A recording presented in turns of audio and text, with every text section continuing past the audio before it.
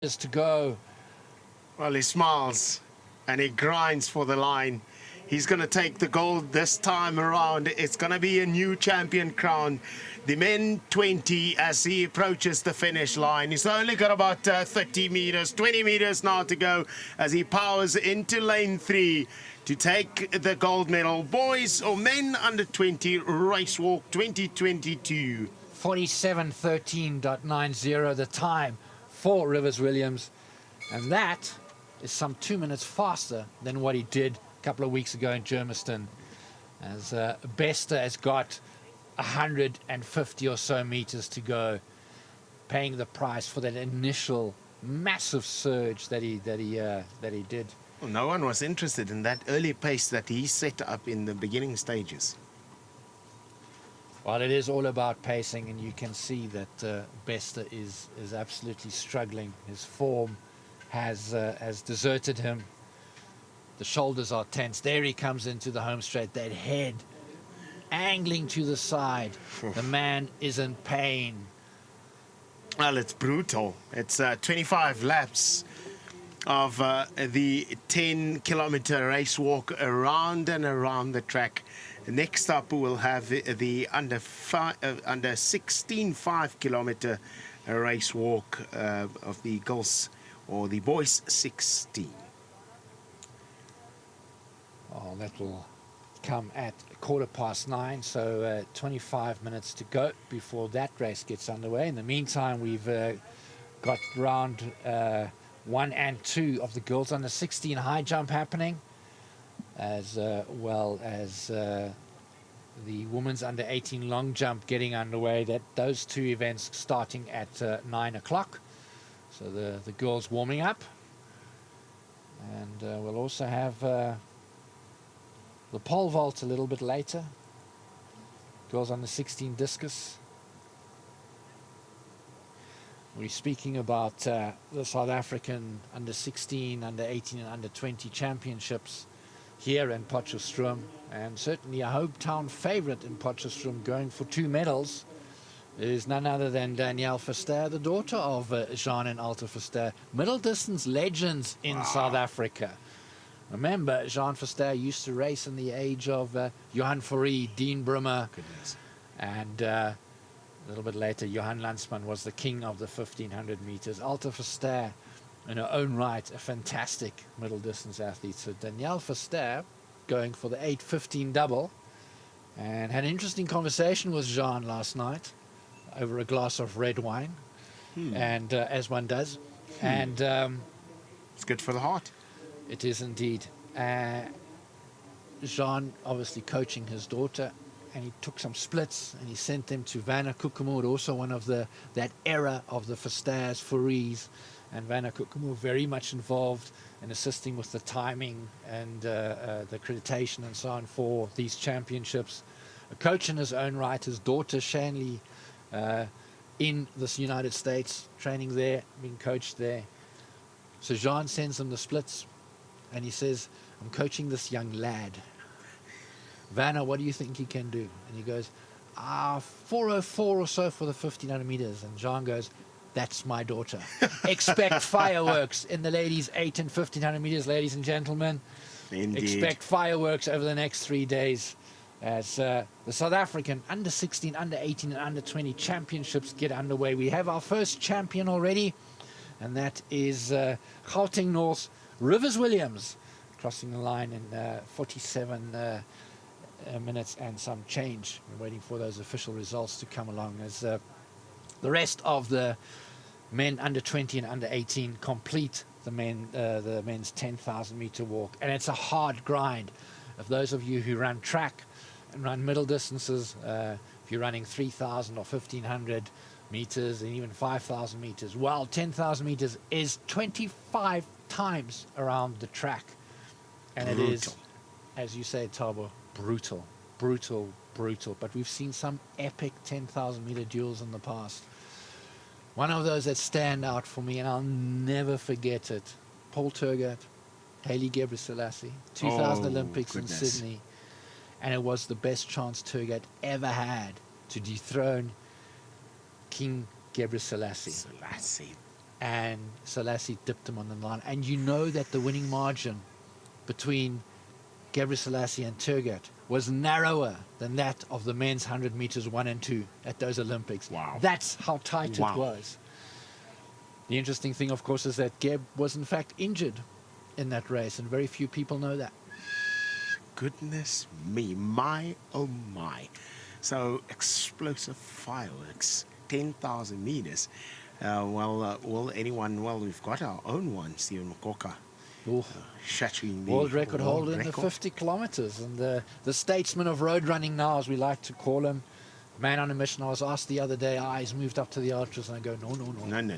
The man's got unfinished business with the marathon. He's starting his preparations now for the World Championships. Well, last year I thought seriously he was in contention because he was in the top 5 for half of the race. And we spoke about it last time that you even said, you just thought he must just go already. He was busy dismantling the top runners in the world. Now, Stephen Mokoka, also 15th at the World Cross Country Championship some years ago. The only other person to do as well as that was Shadrach Hoff in 1996 at the World Cross Country Championships in Stellenbosch, finishing 15th in that race, the Hoff as you call him. Incidentally, Paul Turgat and Gebre Selassie were racing in that event. I was in the stadium, and they had a man-made obstacle as you went through the Donny Craven Stadium. It was a log. Gebre Selassie tripped, Turgat went, and that was it. And he ran, and in the last mile, and I'm getting goosebumps thinking about this again, he just literally destroyed one of the strongest fields ever assembled for World Cross Country Championships. He was king of cross country until King Kenenisa Bekele dethroned him. Oh, yes. Well, some of the guys getting the bell now as we're speaking about the beauty, the love of middle distances. Interesting, last week, I don't think she was ever mentioned.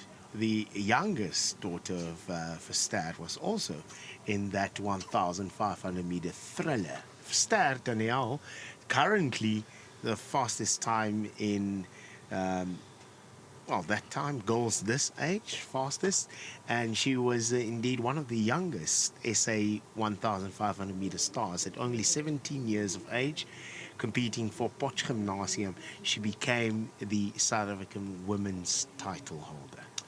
Very much reminiscent of Renee Kalmer as well, who as a junior in 1996 or 97, if memory serves me correctly. So I'm going back a ways and my memory's starting to fade. As Archives. In that year, Renee Kalmer won the junior and senior SA 1500 meter title, Goodness. the junior and senior 10 kilometer title, the junior and senior cross country title, and what was then the victory races, the 5 kilometers, which became the official South African 5 kilometer championships. She won that too, beating the likes of Alta Verster, Gwen Griffiths, now van Lingen, all of these senior athletes. So we've got some serious talent in South Africa, and there's some serious talent in the feet of young Danielle Verster. Serious talent as we speak about that. So once again, it takes me back to that argument I was having with myself earlier on that Should never argue with yourself. well, the best man to listen to should be myself and you. So the youth have got no fear whatsoever. They just come out and they lay it out there, and many records do go as a result of that. And the qualification, we spoke about the 100 meters, as that is approaching us as well, starting at 10 o'clock. It's going to be exciting to watch. Obviously, the under 16s don't have that much of a gap to qualify for the World Junior stages. It will be the guys in the under 20s and 18s, even the under 18s don't have that much of a slack for them. They'll really have to be absolutely incredible for them to beat the likes of Benjamin Richardson and Dylan Oliphant. Very exciting. You know who else I saw on the list this morning? Well, one of the 400 meters specialists, schools champion, or 17 schools champion. He was out last year. Life Belay is in the house. Life Pillay is in the house. What a prodigious talent. Oof. What an amazing, prodigious talent. And if you meet up with him and you speak to him, he is such a gentle and quiet-spoken athlete. If we put him on the track, Oh my goodness. it's a different story. It's like he's a super saiyan. He just goes absolutely bonkers on that one lap, 400 meters. Do you think he should try the 200 meters as well? I was looking at Christine Mboma that went from those kind of races, and she ran a qualifying time in Bloom. Well, second fastest in the world this year is Christine Boomer over 100 meters, 11.15. And she was an 800 meter athlete. Stepped down to 400, stepped down to 200, stepped down to 100 meters, still only 19 years of age. Silver medalist at the Tokyo Olympics. Surely the youngsters are in it. I'll tell you what, no one can argue that South Africa and Africa doesn't have talent. And, South Africa, of course, very dominant at the World Junior Championships. And looking to continue that domination as we head into those championships in August in Cali, Colombia. It is a long wait for these athletes after these championships, which gives them time to go back into what we call a bit of a winter. The other thought, of course, is closer to the time, how are they going to get race fit? And that's a challenge that Athletics South Africa will have, maybe to put on, like they've done in the past, a couple of age group events, just to give them just to give the athletes some form of championship preparation. Remember also that the World Junior Championships or Under 20 Championships are usually in July. This time around they're in August, so a month later. And it does make a big difference. Oh, obviously some of them will have to go overseas to go and have a bit of their preparation there to acclimatize and get themselves ready.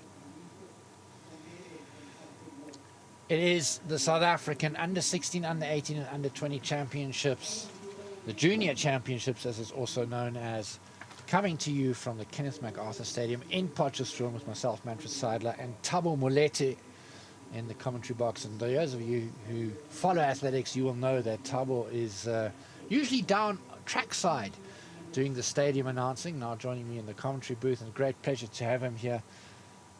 And Thabo knows this track like the back of his hand, and he knows a lot of these athletes very, very well. So bringing you the best of athletics here on the SuperSport Schools app, as well as on the SuperSport Schools YouTube channel for the next 3 days, coming to you from Potchefstroom. So 3 days.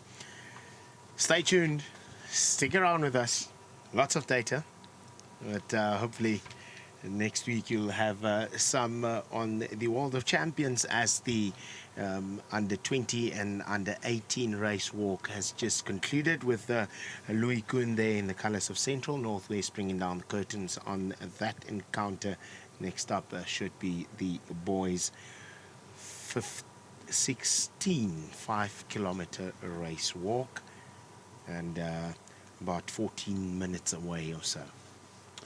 So 5 athletes in that race walk, and some of the athletes to look out for there is, if we're looking at the school's results, see Chris Weitz is back in there. He was 6th at the school's results.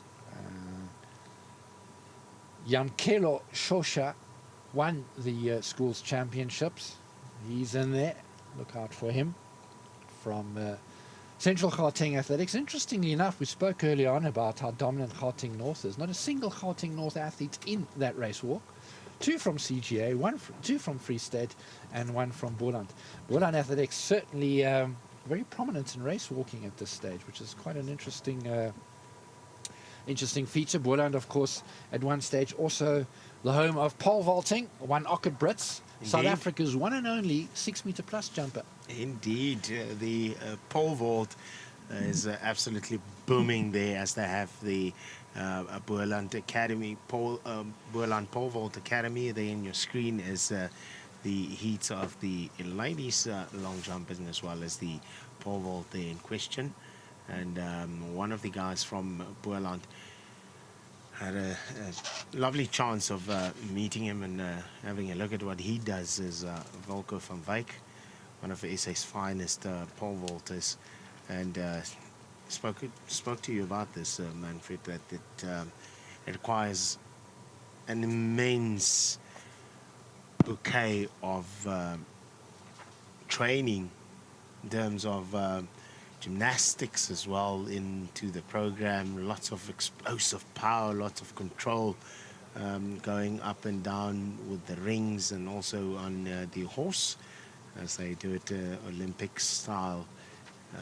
So surely there is a lot of finesse and detail that goes into the pole vault, and that is the MacArthur Stadium. And behind that ASA gazebo there in the middle is Potchefstroom Boys High, one of the best English schools in town.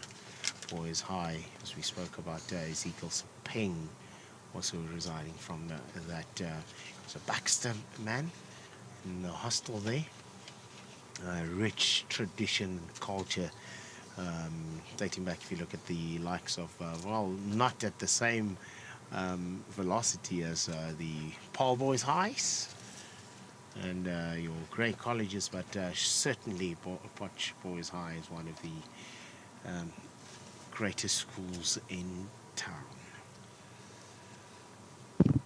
Well, as the men under 18 pole vault prepare to get underway, we got 9 athletes in that. At the same time, the girls high jump got 2 rounds of them, so they're both jumping, both rounds jumping at the same time. The mats lying opposite each other, and 24 girls competing there, of course, trying to get into the final. And interestingly enough, the South African record, by the standing behind the name of one Nicolie Steyn, who competed in that 2000 World Junior Championships with Paul Goris, Hardus Pienaar, Hannes Hopley. And at one stage, South Africa certainly had an amazing depth of women's high jumpers. I'm going back to the likes of Desiree Duplessis, Charmaine Gail Weavers, a little bit later, Nicolie Steyn, Hestry Storbeck-Klute, of course, a 2-time world champion and 2-time Olympic silver medalist. I remember not too long ago, she popped me a message on Facebook Messenger saying, "Manfred, what's going on with these Russians?" because she wants that Olympic gold. Oh, goodness. Is she going to come back from retirement? Well, remember that she was beaten by a Russian athlete, and there was all these question marks around them. So, and I don't know whatever happened about that, but arguably South Africa's best ever track and field athlete with 2 World Championship golds and 2 Olympic silvers is Hestry Storbeck-Klute. Also coming from this area, Kulini, not far from here, and coached by one Martin Marks, who is a regular here in Potchefstroom. You will know him, Thabo. He coaches the silver medalist from Potch Gymnasium. He's involved with Potch Gymnasium, the silver medalist in the women's high jump. She took it last year at only 18 years of age, matriculant. Is Carmen Fischer here from Potch Gymnasium. So Martin Marks is indeed the former coach of Paul Links, that was first and second in Bloem and Cape Town respectively in the Continental Tour Grand Prix. So that's the former coach of Hestry Storbeck-Klute. Well, Martin Marks certainly does have the ability to unearth talent, find talent, and really nurture me. There certainly is a high jump coach par excellence. A wizard indeed. And no doubt we'll see him trackside, actually just glancing over there to the high jump, which is in the top bend of the track. So trying to see if I can't see him in the stands. Can't spot him now. Well, he's a big lad at the moment. Still looking good, in great condition. Hits the gym quite a lot. Let's also not forget, we were talking about Potchefstroom and Potchefstroom. One of the coaches there is the South African decathlon man. Who am I talking about, Tabo? He's not in Potch anymore. He's in Abu Dhabi. He's in Abu Dhabi now. He's in Dubai. He's in Dubai. Almost had me there. I had to quickly go through my mind. And there you see the long jump. Right there in this very pit lays the South African long jump record done by the man himself, is Luvo Mayonga. It took him one jump. One jump, SA record, qualified for the Commonwealth Games. That's it. I'm done. Thanks for coming. Thank you. See you again next year. And he was done. It took him one jump in his very first round. And then the rest was history. Well, I'll tell you what, Luva Manyonga, obviously a massive, massive, massive talent in the long jump. Sad to see what he'd been going through, and certainly hoped that some people out there are looking out for him. But a huge, huge, huge talent. Absolutely. South Africa is blessed with huge talent. Talking about talent, we're going to see one, Precious Molepo. I'm excited. 400 meters. Well, is anything not a highlight here? The 100 meters, surely some of these youngsters, and I tell you, I think the boys may as well qualify. And, well, awesome. Awesome news coming up here. So some of these athletes are coming up. It's going to be interesting matchups. Well, not like the major leagues that would be highlighted and put out there. But if you go quickly through the lists that we've received this morning, well, some of these athletes have been dominating the school platform and are surely going to be taking on the big ones as the far end there. Only two gentlemen seem to have, 3 or 4 now at the moment, have reported for duty, 4 of the 5 in the race walk. We'll see how that one will unfold. But interesting matchups in the 100 meters. Spoke to you about Kayla Borge, who's one of the up-and-coming stars there from Randburg. Was for the very first time that I could recall in the past 4 years, was beaten. And that is going to be interesting to see her coming up. She's going to go up against one that was homeschooled. Interesting, from Potchefstroom now. She was homeschooled during her primary school ages, is one Sandri van Rooyen, and she just came like a house on fire on the platform as the preparations are being done and the athletes are ready. 3 days of competition in Potchefstroom, 3 days of exciting the new era of athletes, the sensations of athletics, and hoping that ASA will culture and nurture these athletes, as we've seen with the Grand Prix, that there's a bit of cash money up for grabs as they compete in these not only double points to qualify for bigger events, but cash money is also. So cash money is what puts it. Doesn't even, we're speaking about the Motsepe race, the amount of energy, the amount of effort that these athletes put in versus the output surely cannot even match. So hopefully, with SuperSport on board, lots of businesses and lots of friends and partners will partner up with some of the athletes in making their dreams and hopes a reality. Well, it's certainly exciting times for athletics. We've spoken about this a little bit early on, but in case you missed that, of course, we have there's 5 Grand Prix, Athletics South Africa Continental Tour, Challenger Tour events. 2 of which have already happened, one in Bloemfontein which I had the privilege to commentate alongside Thabo Molete, and then of course the one in Cape Town. The next one will be here in Potchefstroom on the 6th of April. The 13th of April it moves to Germiston, and then at the end of the 21st of May in Cape Town, the last of the 5.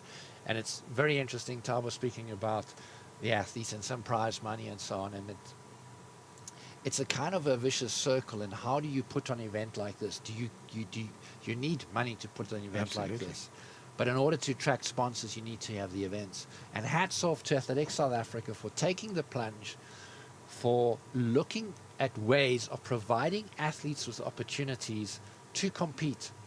And the continental tours, of course, Challenger Tour, of course, providing athletes with valuable World Athletics points. And that, of course, is also quite helpful when trying to qualify for those World Championships. The Senior Championships, well, of course, talking about those in Oregon in July. And you'll see the likes of Kani Simbini, Wade van Niekerk, Kasta Semenya, Ruswa Samai, Stephen Mokoka, to name but a few. Hopefully Ryan Pachlele gets there, just missing out on a World Championship qualifying the 1500 meters now on Monday at the EuroCAD meeting.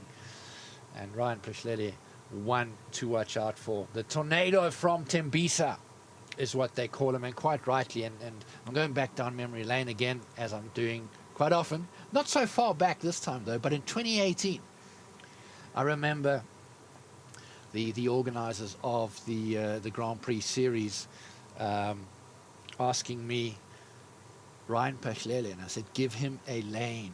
Don't even hesitate. Give him a lane. He'd won. He was still a junior at that stage. He'd beaten the best of the South African 1500 meter runners at the CGA championships, and I said, give him a lane.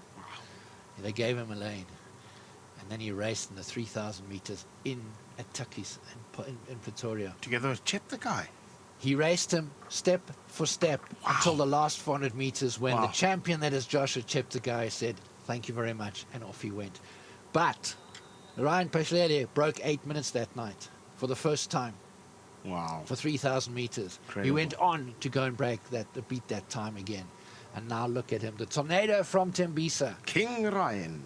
Watch out for him. He is a superstar in the making, and it's been a long time since South Africa had a 1500 meter athlete that has the ability to go 3:33. As the boys under 16 5,000 meter 5 kilometer walk gets underway, all 5 athletes are there, Thabo. They all managed to get there, and immediately the 2 guys from CGA going straight to the front in this event. Of course, it's 17.5 times round the oval here. 17.5 times 400 meters gives you that 5 kilometers. And again, Athletics South Africa doing their best to provide athletes with opportunities to fulfill their potential. I said earlier at the opening of these championships that you'll see records broken, you see champions made, and you see personal best set. And we've already got our first gold medal of the championships, and that's going to the man from Athletics Gauteng North, Rivers Williams, winning the men's under 20 10-kilometer walk in just over 47 minutes.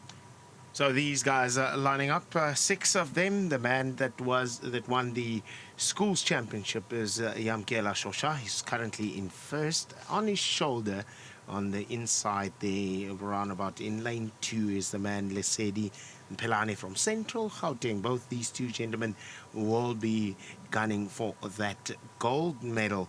Chris Weitz, there in the colours of Athletics Free State, was 6th, as mentioned by Manfred Sidler earlier on.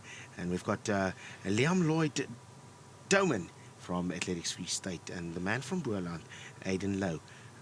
That is the lineup for the 16-year-olds. Well, after 400 meters, it is the 2 youngsters from CGA, Central Gauteng Athletics, Lesedi Mpelane and Kayla Lacranzi, leading the way, open up a gap already of some 5 or so meters over Aidan Lowe of Free State and Chris Weitz and Liam Lloyd Doman of Athletics Free State. And at one stage, Aidan Lowe in the back straight, and it is early days as they still have another 16 laps to go, but at one stage it looked as if Aidan Lowe was going to try and bridge that gap to the two CGA athletes. So at this stage, a two-horse race, literally, as the front two athletes. And intriguing to see, Tabo, look how their motion is in unison. The In arms, sync. left, right, left, right, left, Head right. still. Although the man Lesedi, there in the inside of the picture, is seeming to have a bit of a form issue, and that will play a role once they hit the top stages, when the competition gets heated. So he's using his shoulders quite a lot, and that's gonna, it might, well, so too the man there from Free State that's currently in third. The man that's looking more comfortable is the man from Free State here on the inside with the number 83. It's Aiden. Oh, no, that looks to be Chris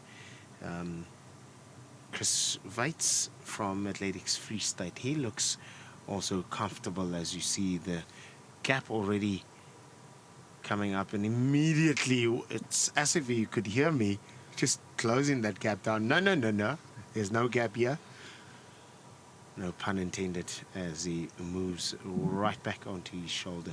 Well, I tell you what, we're only 4 minutes into this race, and it's between the two CGA athletes, Sosha and Mpehlane.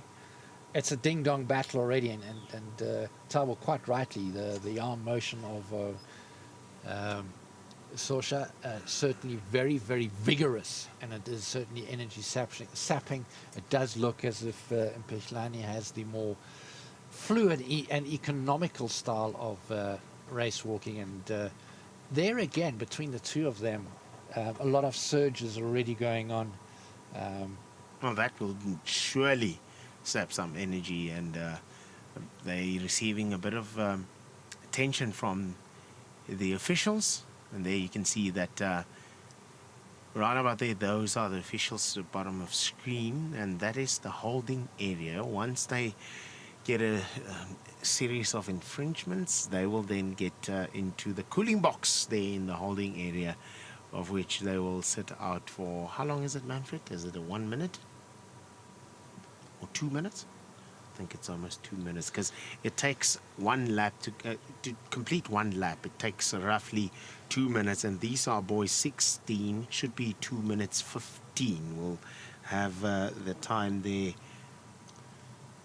They went past the bell now at 5 minutes 16 seconds. Time on the clock, it's 5:29, as the two CGA athletes are dominating the early stages. The man from Boerland trying to catch up with them. There's a bit of a gap in between them and the chasing pack. The man from Free State, who ended 6th in the national championships, just upping it a little bit, and he's creating a bit of a stir there in the chasing pack, as we see the man Yamkela Sosha, schools champion, chased by his counterpart Lesedi Mpelane from Central Gauteng. Of course, early on I said 17 and a half laps, which of course it is 12 and a 12 half and a laps half. for the 5 kilometer. My math's certainly not up to standard today. And, Didn't have enough coffee this morning. Clearly not.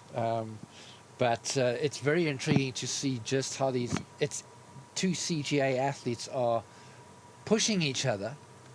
And thanks to Vanna Kukumor for slapping me over the head to remind me that it's 12 and a half laps, not 17.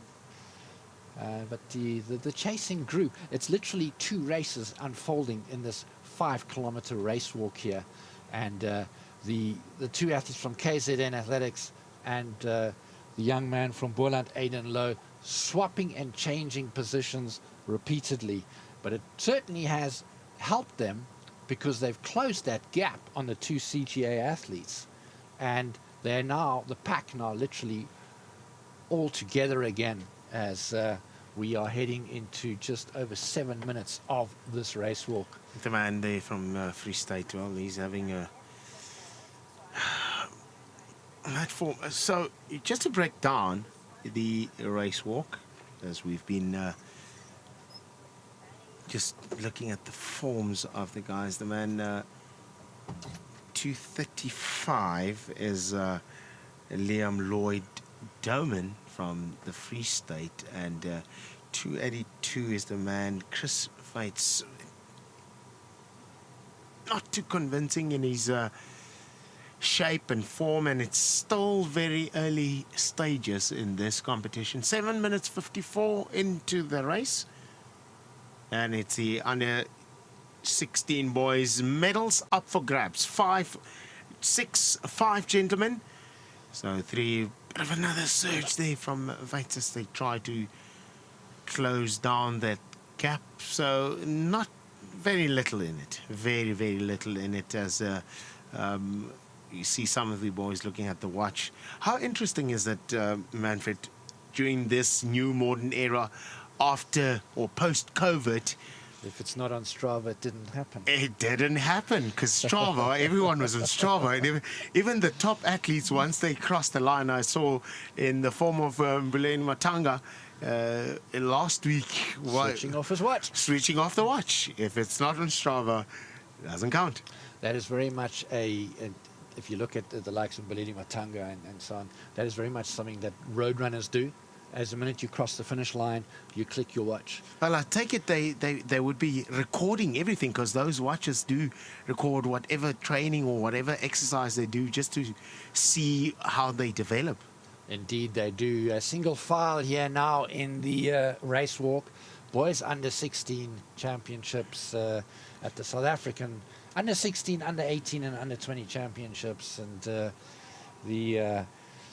the two gentlemen from Central Gauteng doing all the front walking, so to speak.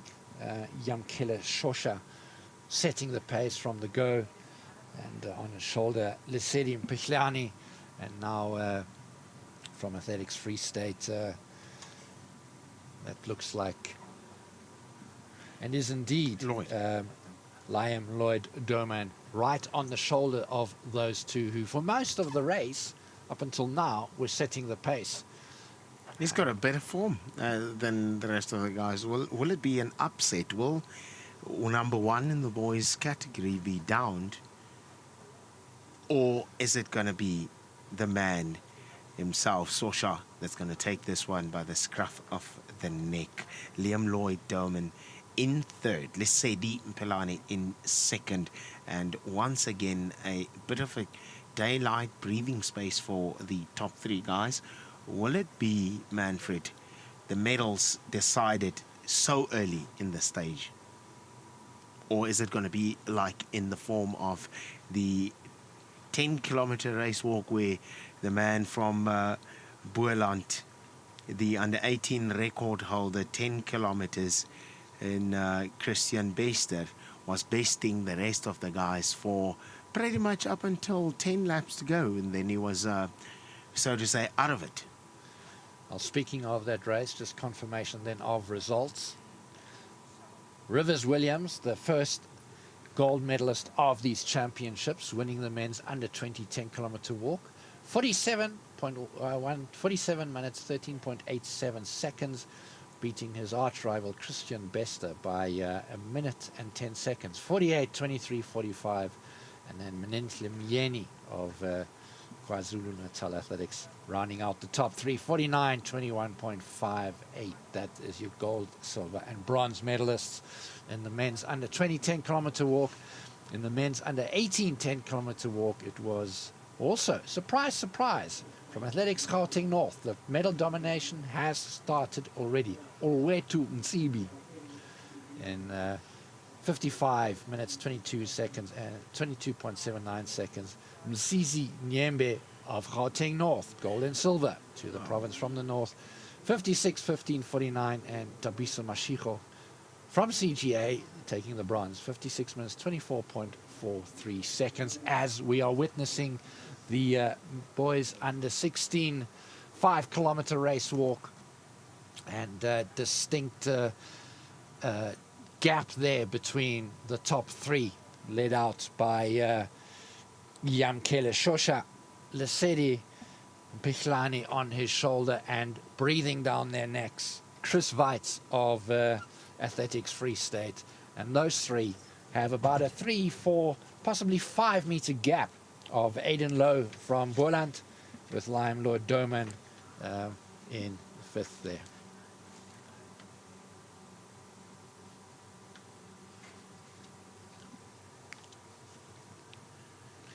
It seems my maths is not doing very well today, and neither is my eyesight. Is in fact Liam Lord Doman in third place, not in session.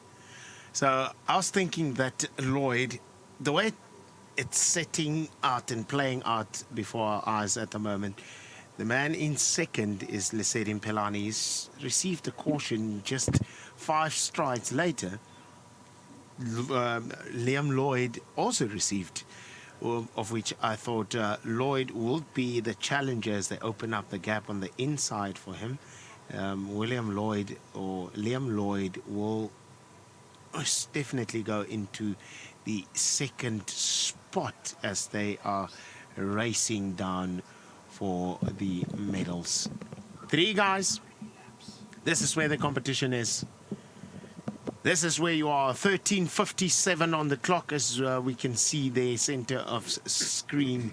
It's going to be a bumper action here. 3 days of athletics brought to you by ASA Youth Championships here in Potchefstroom, the city of Tlokwe, the African traditional beer.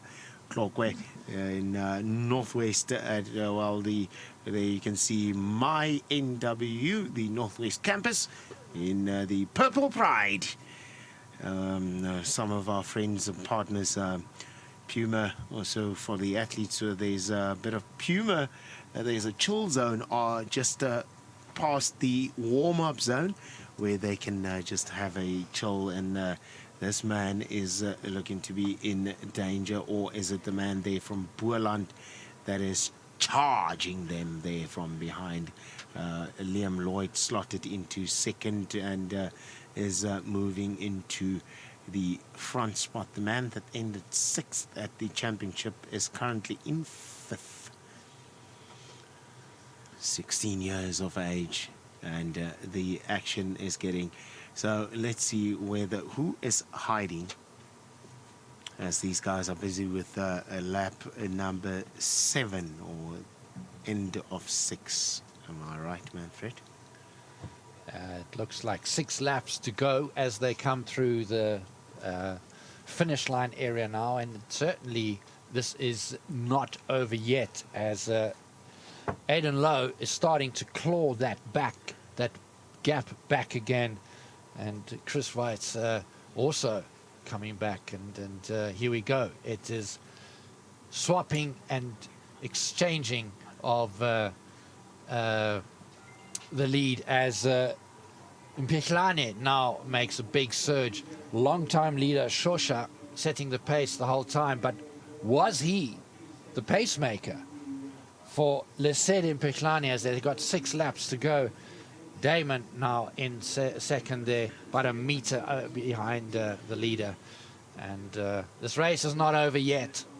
It's getting serious. It's getting intense as we see the man Pelani, as you said. Is he or was he just being paced by the school's gold medalist? Or is he going to be the man to take this one? Short on his heels is the man. Well, he's not going to go easily away as Liam Lloyd Doman, currently in second as they've opened. Well, it looks like the man has, Kayla Shosha has slipped into third and slipping again into 5th. Only 5 guys. Boys 16, 5-kilometer race walk. Potchefstroom. Well, at stake, gold, silver, and bronze, and pride and glory for your province, as Shosha had dropped back to 5th and now surges all the way, going past young Aiden Lowe Boland and Chris Weitz, screaming past them to go back into third place. But in the process, he has dragged Chris Weitz with him, and nothing in it right now as Mpechlane sets the pace. And I tell you what, Thabo, to my mind, Liam Lloyd Doman is Indeed. He's got a better form. has got it, his tactics seem to be down pat. He is not surging, he's letting them all Nothing do at the all. work, he's sitting on their shoulder, and he looks so relaxed. In control, relaxed, moving into the second spot while the action is unfolding here in Potchefstroom. We're having a lovely time here, starting off the day with the 10-kilometer race walk. The man in third now at the moment, as the man Sosha has once again slipped back. Now it's going to be interesting to watch. Looking at the man in third spot, and his technique is not one of the crispiest.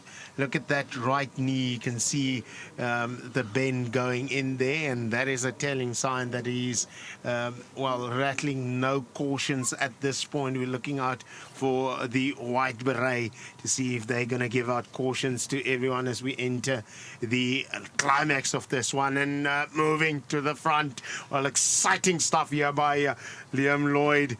It is only race walk. It's only race day in number one, but already the sparks. There's the white beret. Who is gonna be getting? Well, if you get it now, it is all over. That medal contention is all over, because you will then be set out. They've opened up the holding area, and one of the guys is surely going to go into the cool box. You'll see them as they enter the home straight. Well, taking a close eye is the officials on the form. Remember, it's heel to toe, heel to toe. Your feet never are allowed to leave the ground, as Liam Lloyd Damon certainly has timed his surge to perfection, if you would, gradually increasing this gap over Lesedi Mpechlane and Chris Weitz sitting there in third, and long-time leader and schools champion Kayla Lacranzi. Well, I wouldn't say he's out of the mix just yet. He seems to be coming back, but that certainly isn't healthy. And if you look at all of them are still safe, eh? All of them are still safe, but if you look at Damon, he's moved away, he's moved clear of the chasers. And whilst we look at the form of Chris Weitz, some might say it's ungainly, but it's his natural form. Many people used to criticize Michael Johnson about his form, but it worked for him. So you do what comes naturally to you, as Liam Lloyd Damon is leading the charge, with Chris Weitz in second, trying to hold off a resurgent Sosha, who came screaming through from fifth place and is now back in second. Please don't use that word again. Please, we come out of a difficult 2 years. Nothing is going to be, no one is going to be resurgent here. It's only about top flight athletics, brought to you here by Super Sports Schools.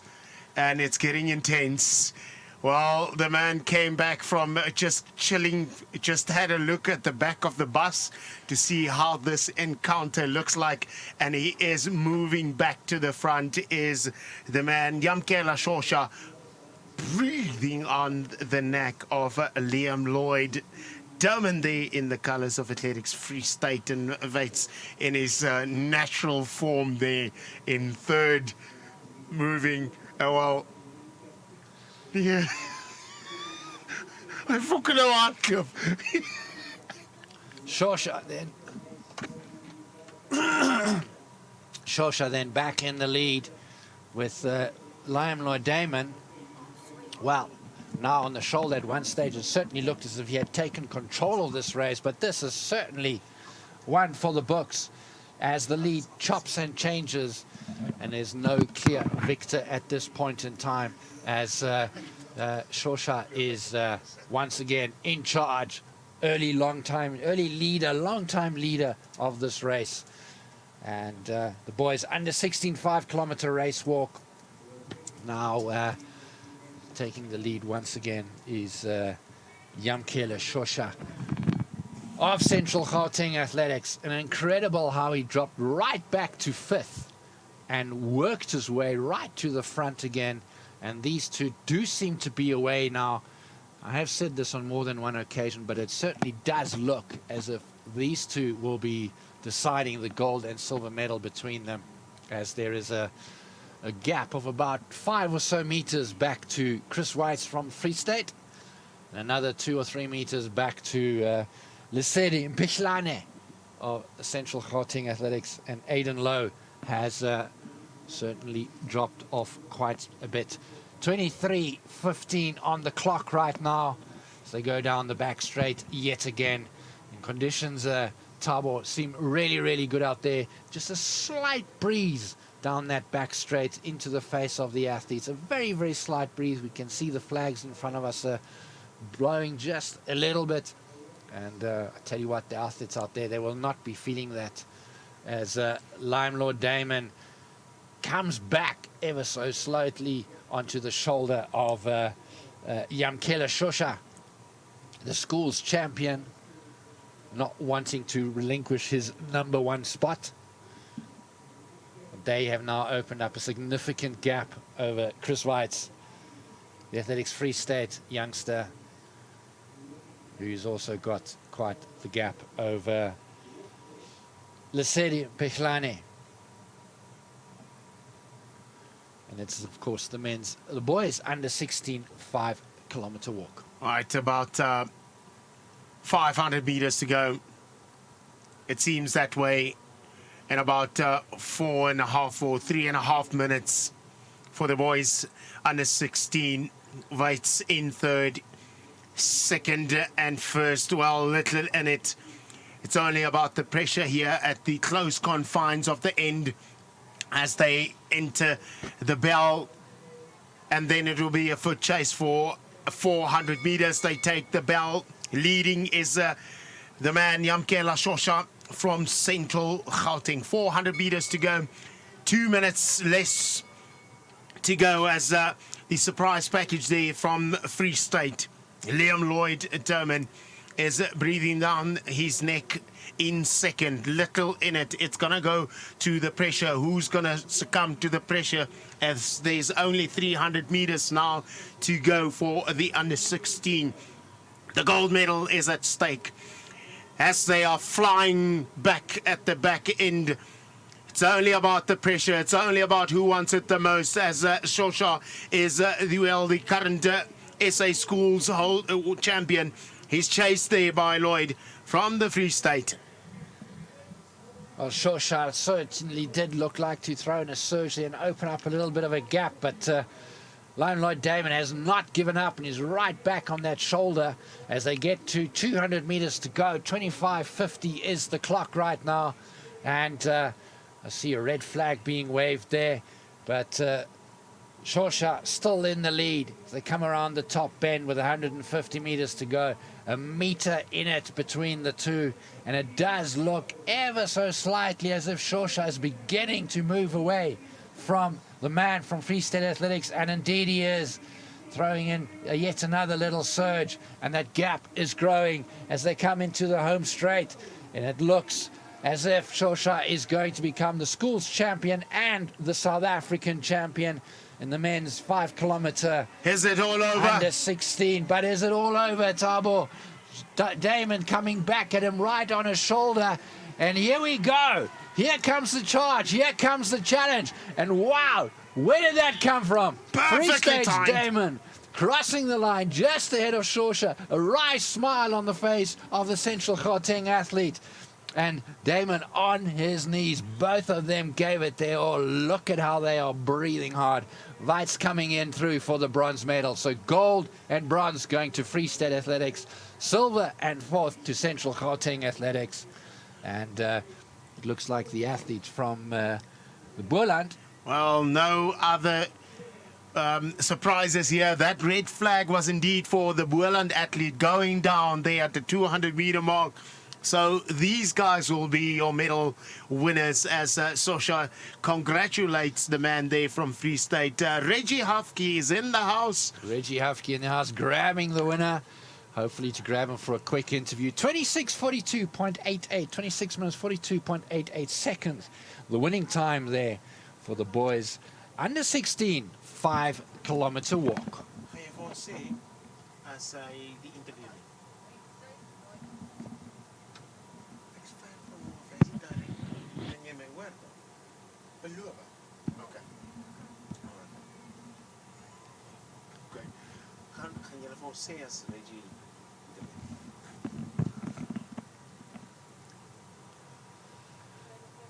So the walks already done and dusted this morning.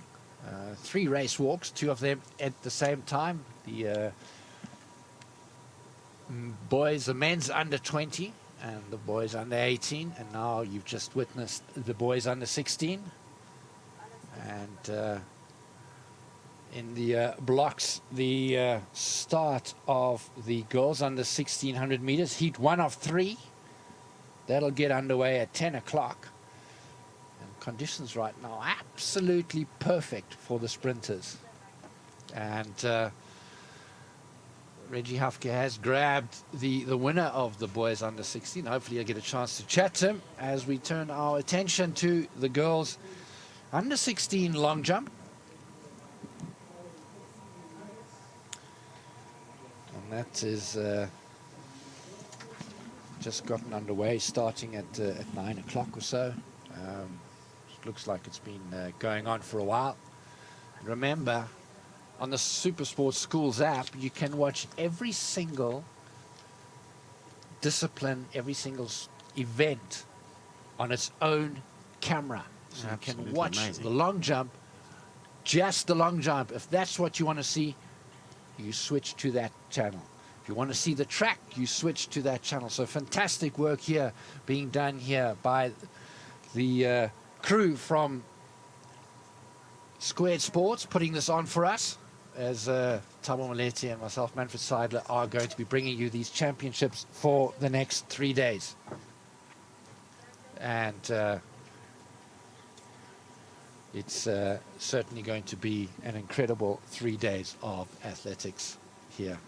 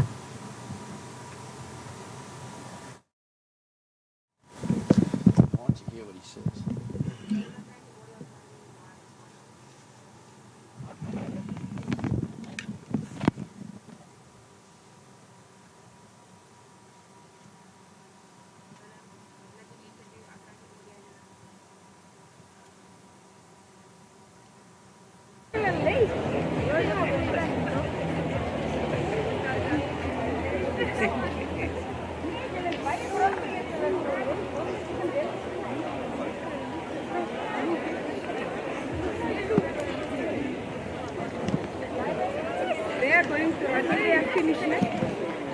Then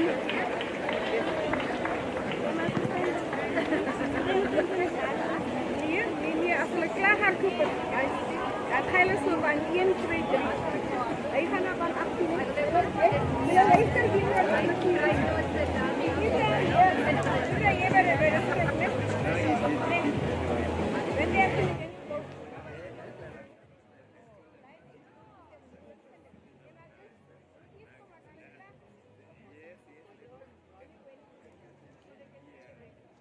volgens ons programma begin die eerste wedstrijd 10 uur.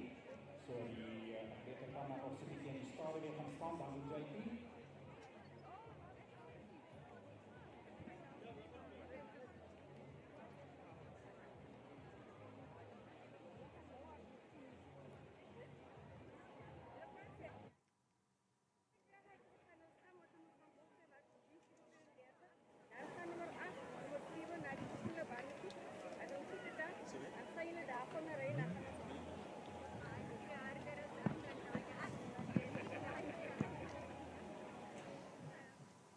You're watching day one of the 3 days of the South African under 16, under 18 and under 20 championships, the national championships. And of course, huge prizes at stake here in titles, personal bests, provincial glory, and of course for some athletes, a spot on the team to the World Under 20 Championships in Cali, Colombia, South America, and that from the 2nd to the 8th of August. And Thabo, interesting, in my conversation with Jean Verstaer last night, what Athletics South Africa are going to do is if you win your competition and you hit the qualifying mark, you are guaranteed to go into the team. That's it. Oh, wow, that's amazing. You're guaranteed your spot in the team. It doesn't matter if you lose a little bit form later, but you're in the team. As the girls under 16 heat 1 of 3, That's amazing. meters is about to get underway. It's amazing what the new board has done. Obviously, talking about qualification, as we saw with the Tokyo Olympics as well, the qualification standards that have been since adapted with ASA, giving a lot of these athletes an opportunity to qualify and absolutely give it a good go. So currently, pole vault, high jump, long jump, as we see the athlete there from Mpumalanga is getting herself ready for her next attempt. They are currently busy with the 4th round, is the girls' long jump. Well, it's fantastic to see how the new board of Athletics South Africa have turned around and said they want to send as big a team as possible to any championships that is coming up, be it the World Under 20, be it the Commonwealth Games, the Africa Championships, or the World Championships. And certainly a busy period is July and August for South African athletics. So what does that say? Well, obviously, if we're looking at the Olympics specifically, then there's only a certain number of athletes that can go, because there's other disciplines that needs to be taken into account. How big of a role does that play is just my question, as Shanice de Klerk, there in the colours of Mpumalanga, sets to go for her next attempt in the under-18 girls long jump.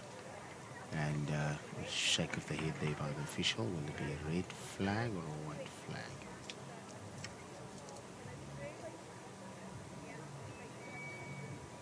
Bit of a dust, and it's good.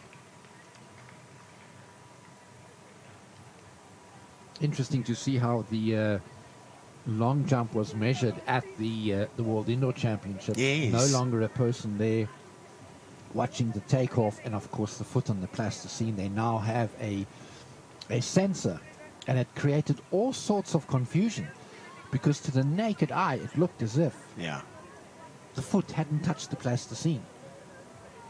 But it doesn't have to touch the plasticine the minute it goes over that mark. Even though there's no indent in it, you've overstepped. The modern era.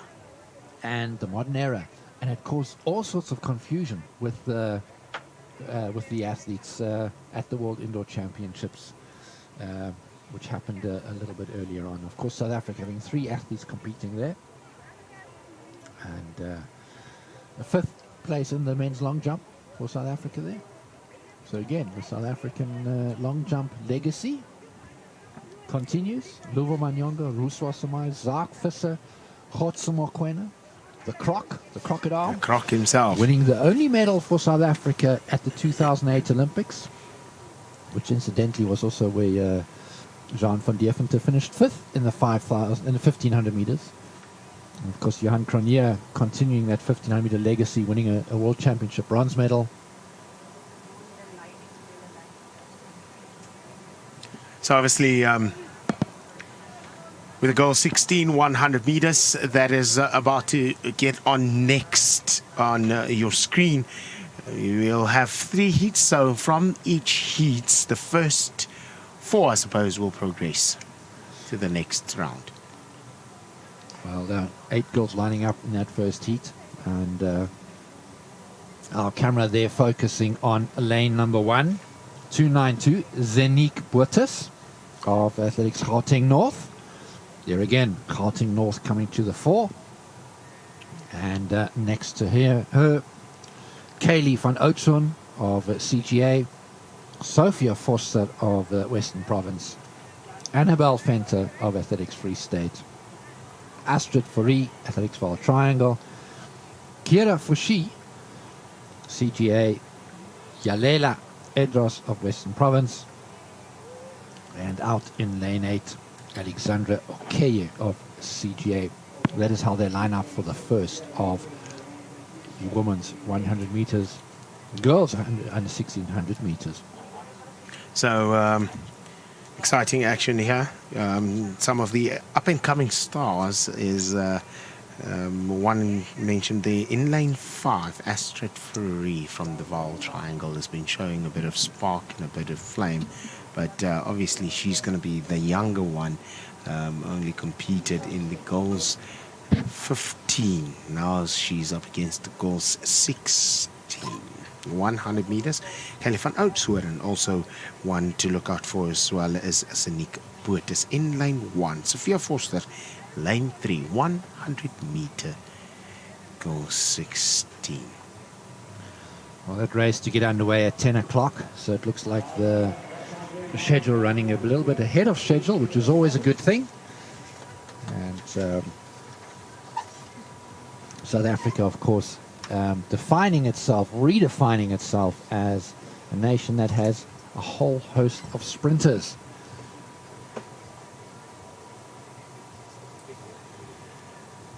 It is day 1 of the South African under 16, under 18 and under 20 championships, and I see the breeze is starting to pick up a little bit, and it is coming from behind. Yeah, it's going to be a tailwind. Tailwind for the athletes. And remember, anything over 2 meters per second from behind means that it's an aided time, and therefore it does not stand for record purposes. But this is the future, the next generation of your competitors, of South African athletics. This is where your future stars will come from. And from what I've seen so far, South African athletics certainly on an upward trend. So looking at 3 heats, that means 3 heats, 4 or 8 lanes. From those 8 lanes, taking into consideration if there were 10 lanes, they would take 4. So now there's only 8 lanes being used. The first 3 will go through, and the fastest times thereafter will be 2 in each heat, and at the end of it should give you your 2 semi-finals. That only the first 2 will go through in those finals. And that will give you 4, and the fastest losing times will then get through to the final, more or less. Usually the semi-finals, it is it's the first 3 and then the 2 times. First 3 and gives you 6. To give you, and then the 2 times to give you the 2 8 times, right? But all to play for here for these young ladies, under 16 girls, 100 meters. The South African record of 11.78 seconds. Anouk van der Berg back in 1985. 1985. The interesting thing. 37 years ago. I was 16 years old then. Goodness me. Yeah, going back Time down memory flies when lane, you're having a good time. The interesting thing is that a year before that was obviously the Olympic Games in 1984.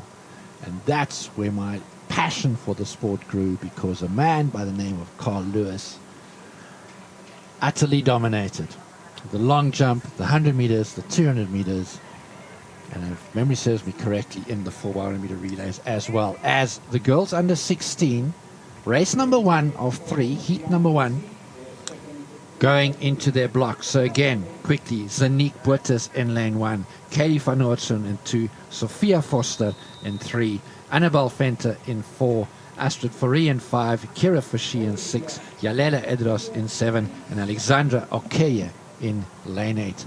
Under starters orders now. The girls, heat number 1, under 16, 100 meters.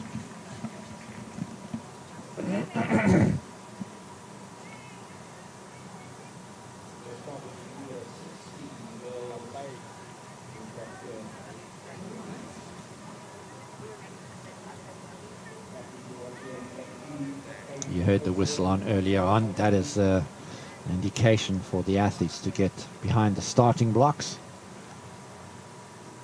Well, just give an explanation of how that works later on for those watching from home, not knowing what the whistle signifies.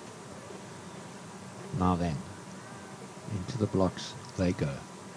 8 ladies, heat 1, girls under 16, 100 meters. Good clean start by all the ladies and already up and running. That looks like Kira Fushia in lane 6 going really, really well. But look on the inside in lane 1 as well. Coming through outside lane 8, Alexandra Okea of Central Gauteng. Well, we had a tumble there in lane 1. 12:25 or 12:26 the winning time. She came as a surprise there. We were all looking at lanes 1 and 6, and all of a sudden, out of nowhere, take that, Alexandra. Okay, from Central Gauteng, blindsided them, stormed to victory. So obviously, times is important to see yourself in the middle of the park, because once you are in the middle of that race, is then when you can ease off a bit, because you can see everyone.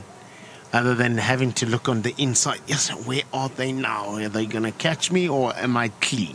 Well, there's some stories about lane 8, none more so than that 43.03, that epic 400-meter race of Wade van Niekerk in the 2016 Rio Olympics.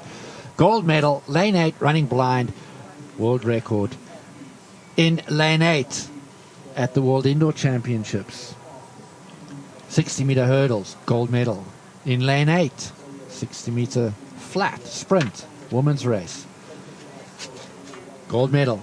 There is something about lane 8, or maybe we're just creating a narrative that is, we'll see. Well, at the World Champs, there was that narrative of lane 8, because everyone in the World Indoors were running superbly in lane 8 as we set off with the girls.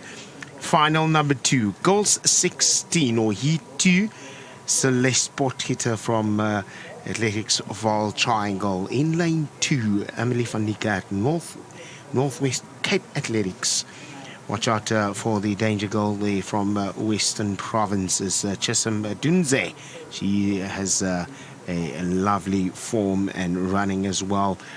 Paul Pule in the colours of Central Northwest of Athletics. Northwest North sits there in lane 4. Lane 5 belongs to Silal Russia from Athletics Gauteng North. And lane 6, Buhle Gubela from Athletics Gauteng North. So it looks like the 3 ladies from Gauteng North will be sitting alongside each other. Helene Minnar there from Central or Gauteng North, and in lane 8 from Central Gauteng is Ashlyn Norman. Well, Alexandra Okea winning that first heat in lane 8. Time rounded down to 12.24 seconds, with Kira Fushi of CGA 12.42 and Yalela Edros of Western Province 12.43 seconds. Zanique Buertes of Gauteng North 12.51 seconds. Those your top 4 in that first heat.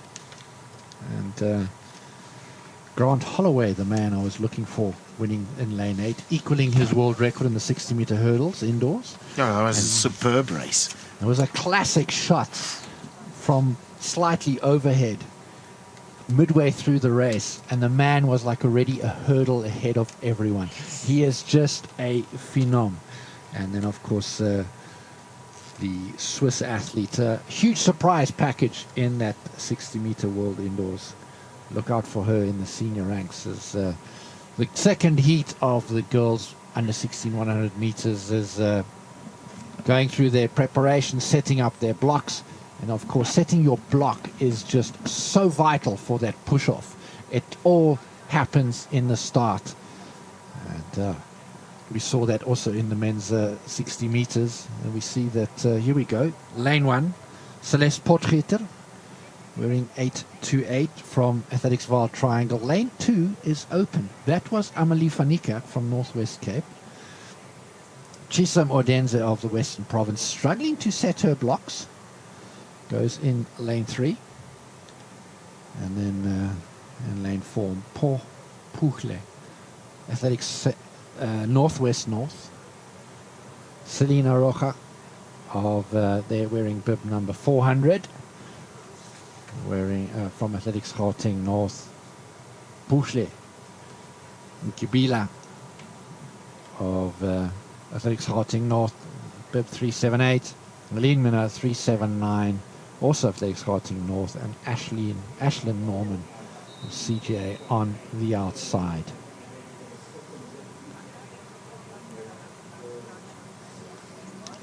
So 7 ladies line up for heat number 2. Under 16, 100 meters. Already the first heat being won by Alexandra Kaye in 12.24 seconds. And here we go. Heat number 2. Girls under 16, 100 meters.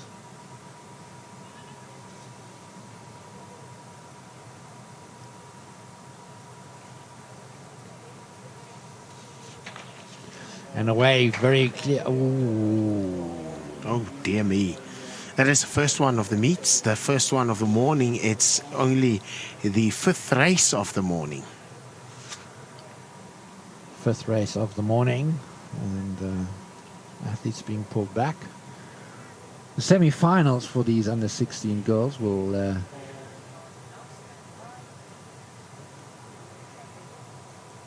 In fact, I'm just going through the program, Tabo, and there is no semi-finals for the under 16 girls. So you've got 3 heats and then straight into the final, which means it's time. Top two, and then it's times. Goodness me. So no semi-final. So this is up for a spot in the final, as we see a little wave there in lane 8 by one of the athletes from Central Gauteng, Ashley Norman. Well, she looks to be ready. What will the caucus be about? Who is in the red trouble? card is coming out, so it is a false start. Surely would hope it's a faulty start, and that is a red card. The officials. That is Puchle and Kabila, lane 6 of Athletics Gauteng North. False start. So now down to 6 athletes. Well, she was one of the favorites. Surely one of the favorites is Puchle. Goodness me. Speaking of favorites, go back to the 2009 World Athletics Championships. The favorite, Usain Bolt, false starting. And Johan Blake taking the title as we go now for the second chance of the girls under 16 100 meters heats. Celeste Potgieter out in lane 1. Lane 2 open. Chisam Odense in lane 3. Paul Puchle in lane 4. Selena Rocha in lanes 5. As they get away cleanly this time and really up into her running is the young girl from Western Province. But coming through very strongly there is Selena Rocha, and it's between her and the girl from Western Province. 12.39 is the time unofficially for Selena Rocha, as Chisam Odense looks to come through for second. So those two going through to the finals, and then it becomes about time. 12.39 So the seconds. next two now to be settling for a spot, and then it will be down to time. We'll need to keep an eye on that clock, of course, so that the results of that first heat, third place, went to Yalela Edros of Western Province, 12:43.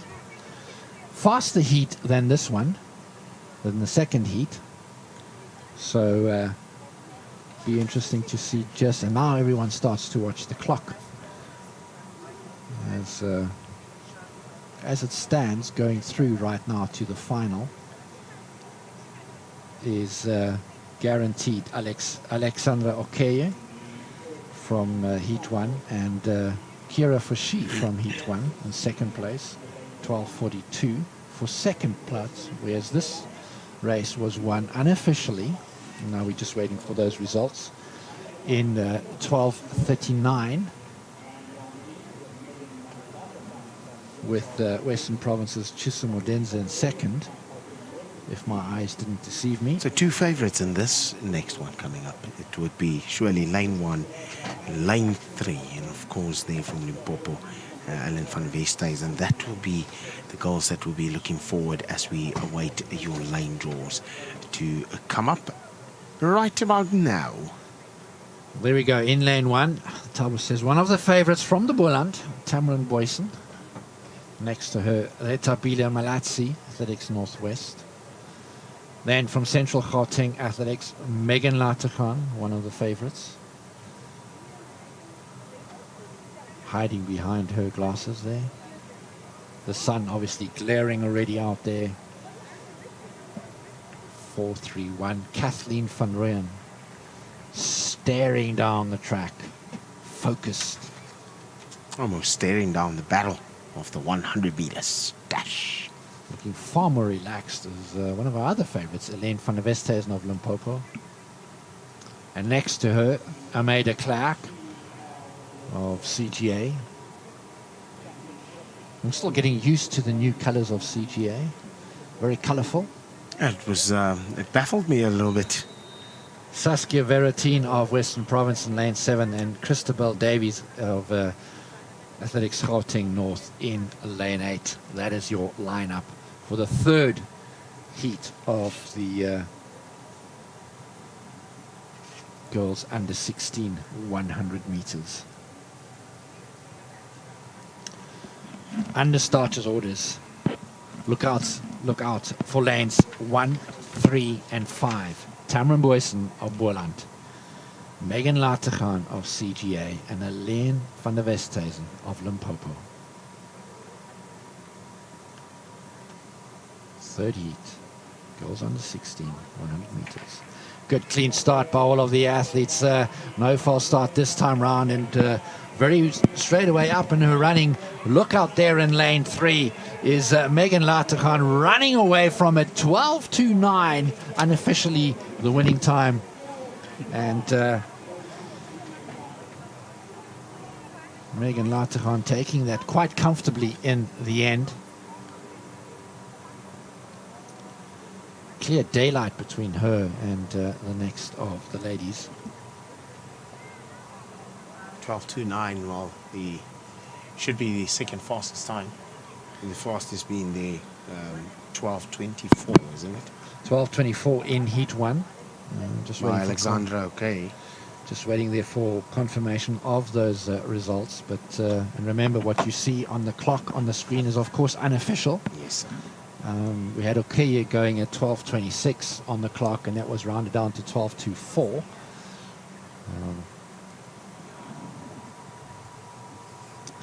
As now getting ready for the next 4 heats of the boys under 16. South African record there, 10.64. Back from 2019. Nkoana Bocello, 10.64.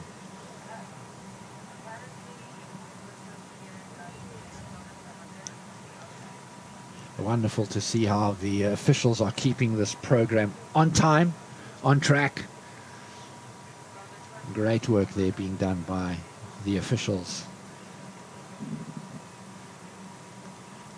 So lovely matchup coming up here. We've got the man from Central Gauteng there, Gauteng North rather, in Parkis Yabayonzi. He's the man from Prestige College.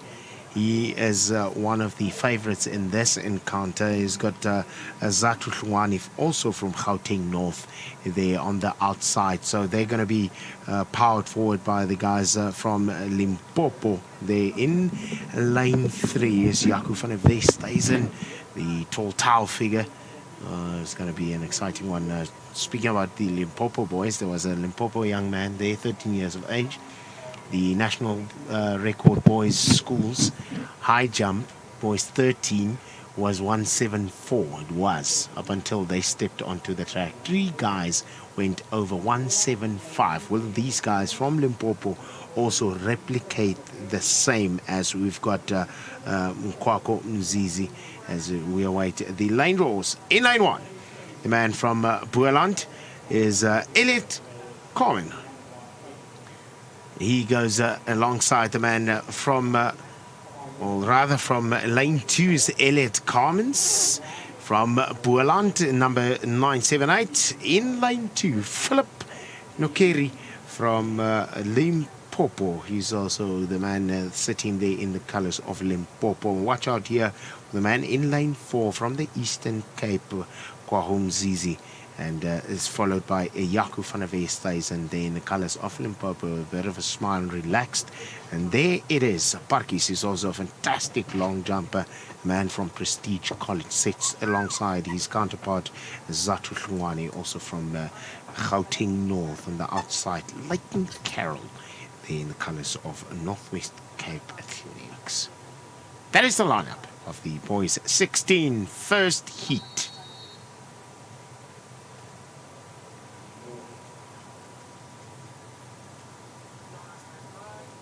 Starting from lane 2 to lane 8, all of them in it. The man last to enter his blocks is Elliot Carmes. Will he be the man to cross the line first, as he's still got a problem there with his blocks and causing everyone subsequently to get up from their marks? Blocks were ready up until they weren't ready anymore. He entered the blocks dead stone last. What will it be? Elliot Carmes there from Boerland. Philip Nokeri from Limpopo. Kwamzi from Eastern Province. Jaco van der Westhuizen, lane 5, Limpopo. Parkies Ngabayomzi from Gauteng North, lane 6. 7 is Zatu Hlungwane from Gauteng North. And Leighton Carroll rounds up in lane 8 from Northwest Cape Athletics.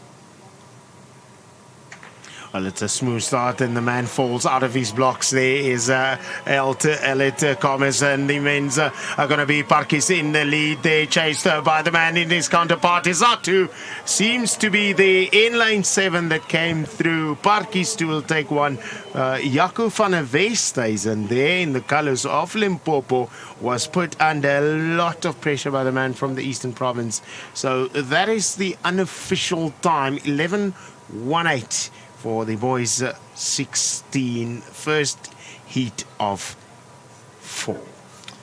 Well, just very quickly, if I have it correctly, your under 16 girls for the finals will be fastest time, Alexandra Okeya, 12:24. Second fastest time, Selena Rocha, 12:36. So I beg your pardon, Megan Latergan, 12:28. Sure, she was also in the first heat. Megan Latergan was the winner of the third heat. Selena Rocha, the winner of the second heat, 12:36. And then also coming through from heat 1, Kira Fushi, 12:42.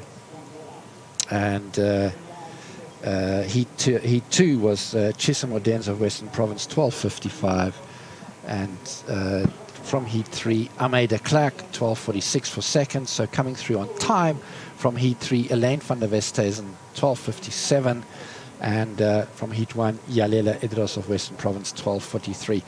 If that is all confirmed, then that would be your lineup for the finals of the girls under 16.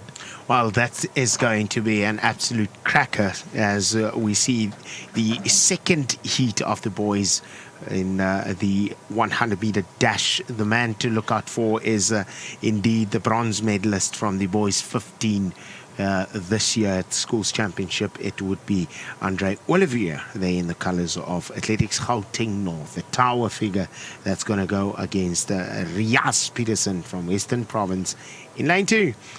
And they will be powered by the man Cole Moultrie in the colors of Eastern Province. Just saw a bit of a problem with the man in lane 2.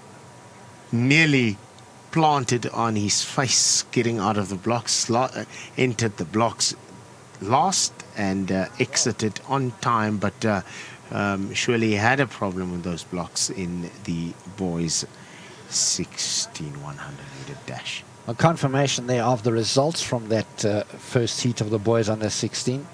Parkis Gabayomzi of Athletics Gauteng North. I hope I got that correct. 11.17 seconds. Not bad, eh? I'm learning from the master next to me. Thank you kindly. Oh, goodness me. The master should be Altus Schreder. He knows how to pronounce all these surnames. Even in vernac, the man is good. So, Parkis, your favorite in the long jump as well is back in here. And of course, long jump and sprinting go hand in hand. Ask Carl Lewis and ask another man by the name of Sean Patucheso Maswangani, who is in fact being coached by the great Carl Lewis and Leroy Borrell. And Sean Patu, as they call him, 10:06 best for the 100 meters. Doing great work there in the States. So second there in that first heat, Zatu Hlongwane, 11.29, and third, Jaco van der West has an 11.34 seconds. So, and the man to my right, commentating with me, called it at the start that those would be your favorites of the first heat. They'd go 1 and 2, and they went 1 and 2. So, Thabo, please tell me, what are the lottery numbers? Goodness me. I had a dream last night. And the dream was 3 days of exciting athletics coming down from Potchefstroom. So number 3 should be up somewhere there in the lottery numbers. Okay, well, if you're listening and watching, your first number for the lottery numbers is 3. And here we go.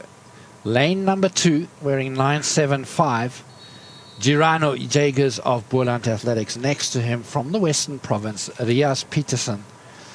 And in lane 4, Andre Olivier, not to be confused with Andre Olivier, the 800-meter runner. Then Keishon Basson in 5, Cole Moultrie in 6, Shane Murray in 7, and Cornell Apple in lane 8.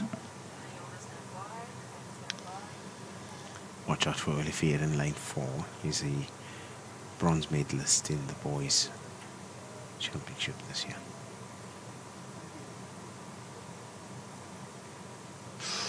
Oh, nervous tension there. And body language there, the man from Eastern Province is telling us something. well, it looked to me like it was Girano Jagers from Boland in lane 2, right on the inside, who stepped out first. And I see the official waving a flag there, but I couldn't quite make out what it is. And officials congregating on the apparatus there by the start line, so maybe a faulty start. Well, we're about to see. We saw a lot of faulty starts at the World Indoor Championships. And remember, one false start and you out. It's no longer, for many years now, one false start and you're out. But this looks like it was a faulty start because no one is being no one has moved, being called out. So a deep sigh of relief for all of the athletes, and particularly Girano Jagers of Boland on the inside in lane 2. Look out for lane number 4 of Athletics Gauteng North, Andre Olivier. And as I said, do not confuse this man with the great 800-meter runner who comes from this very province, also by the name of Andre Olivier. This time, get away very cleanly and immediately up and they're running. Well, a bit of a surprise here is out in the Eastern Province. Cole Moultrie is running away with this, flying away. 10:11:04. Daylight between him and the second place there is Cole Moultrie. A slow start, but my goodness, did he come through very, very fast. Surprise. Well, he put down the hammer later in that race, came out a bit sluggish, and goodness me, did he just fly away. Daylight between him and the next man in the second spot as we await the third of 4 boys 16.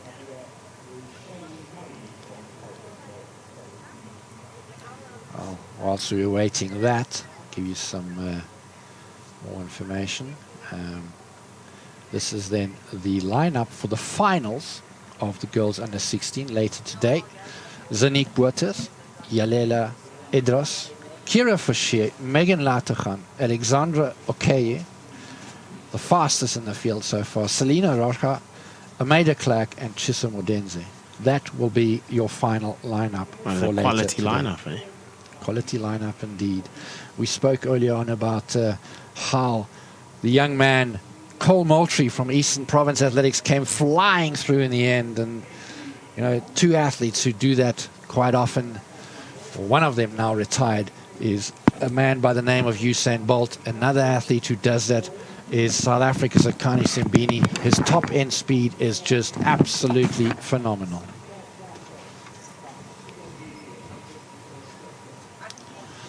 So now we await the third of 4 heats of the boys under 16 men. And 7 athletes in this heat. Brentley Damon goes in lane 2 of the Boland. In fact, it looks as if lane 2 is in fact open. So Sandile Modise of Gauteng North. No, there's the young man from the Boland, Brentley Damon. He will go in lane 2. Sandile Modise of Gauteng North. The dark blue and light blue strip of the dominant province goes in lane 2. Lane 3, Zander Ricozzo, Limpopo. Lane, I beg your pardon, lane 4. Lane 1 is open, so lanes 2, 3, and 4. Then Lee Robin Earland of lane 5 of Athletics Griqualand West. Chad Camphor of Athletics Southwestern Districts goes in lane 6, with Oratile Parkis in lane 7, and Aaron Wederman of Western Province out in lane 8. It's the third of 4 heats of the boys under 16 100 meters. Under starters orders. We've got some great talent in the short sprints. And if you just cast your eyes back to last year's World Under 20 Championships, Benjamin Richards, silver medal in the individual, 100 meters, beg your pardon, gold in the 4x100 meter relay at a world record. But here we go. Under starters orders: Brentley Damon, Sandile Modise, Zander Ricozzo, Lee Robin Earland, Chad Camphor, Oratile Parkis, and Aaron Wederman. Third, 4 heats. And away very cleanly in this third heat. And looking out on the outside there, the man from Western Province, but now coming through very strongly on the inside there in the middle lane. That there is an 11.12. That looked like the man from Athletics Southwestern Districts, Chad Camphor, in lane 6. Or was it the man in lane 5?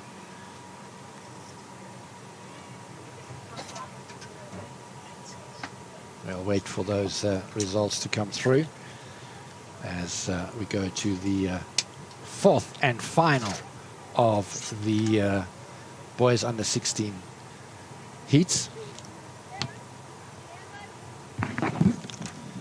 Just to give you confirmation then of that second heat, it was indeed Cole Moultrie who won that in 11.02, rounded down from 11.04. Second was Andre Olivier from Athletics Gauteng North in 11.34 seconds. And as we said, Tabu, daylight between first and daylight. second. He was jogging. I don't know why he was jogging, but there was a lot of daylight. But we'll see in the semi-final when it all matters.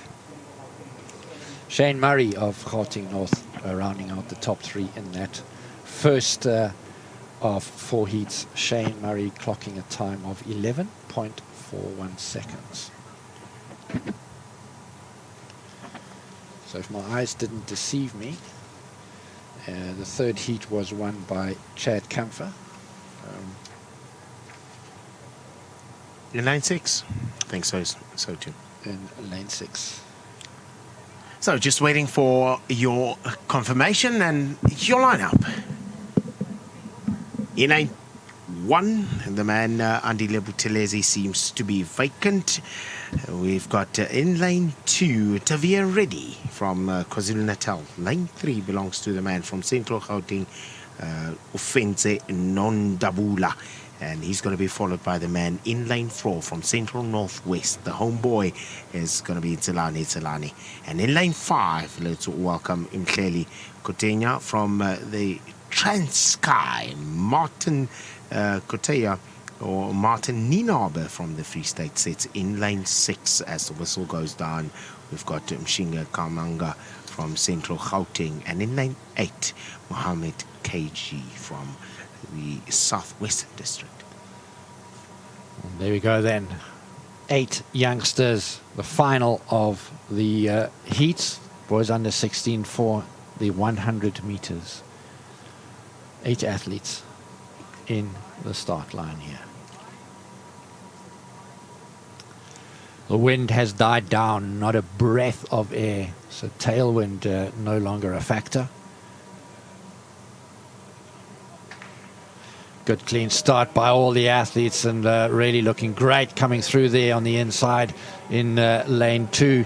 That looks like Teve Reddy, and he's flying away indeed. 11.29, and to me it looked like the man on the outside, Ofense Nondabula, coming through there for second place. But Teve Reddy flying away with it. 11.29 is the unofficial time so far. It was indeed Ofense Nondabula taking that one. Ready set in lane 2. Lane 1 seemed to have been vacant. And Tselani from Central Northwest. Lane 4, is it? Chelani in lane 4, indeed. So we turn our attention now to the heat 1 of 4 of the women's under 18 100 meters, and certainly it's action-packed day today with the sprints. Got 100 meters going, we got 400 meters coming up, and long jump still to come as well. But lots and lots and lots of sprints happening today. Pole vault 2, look out for that.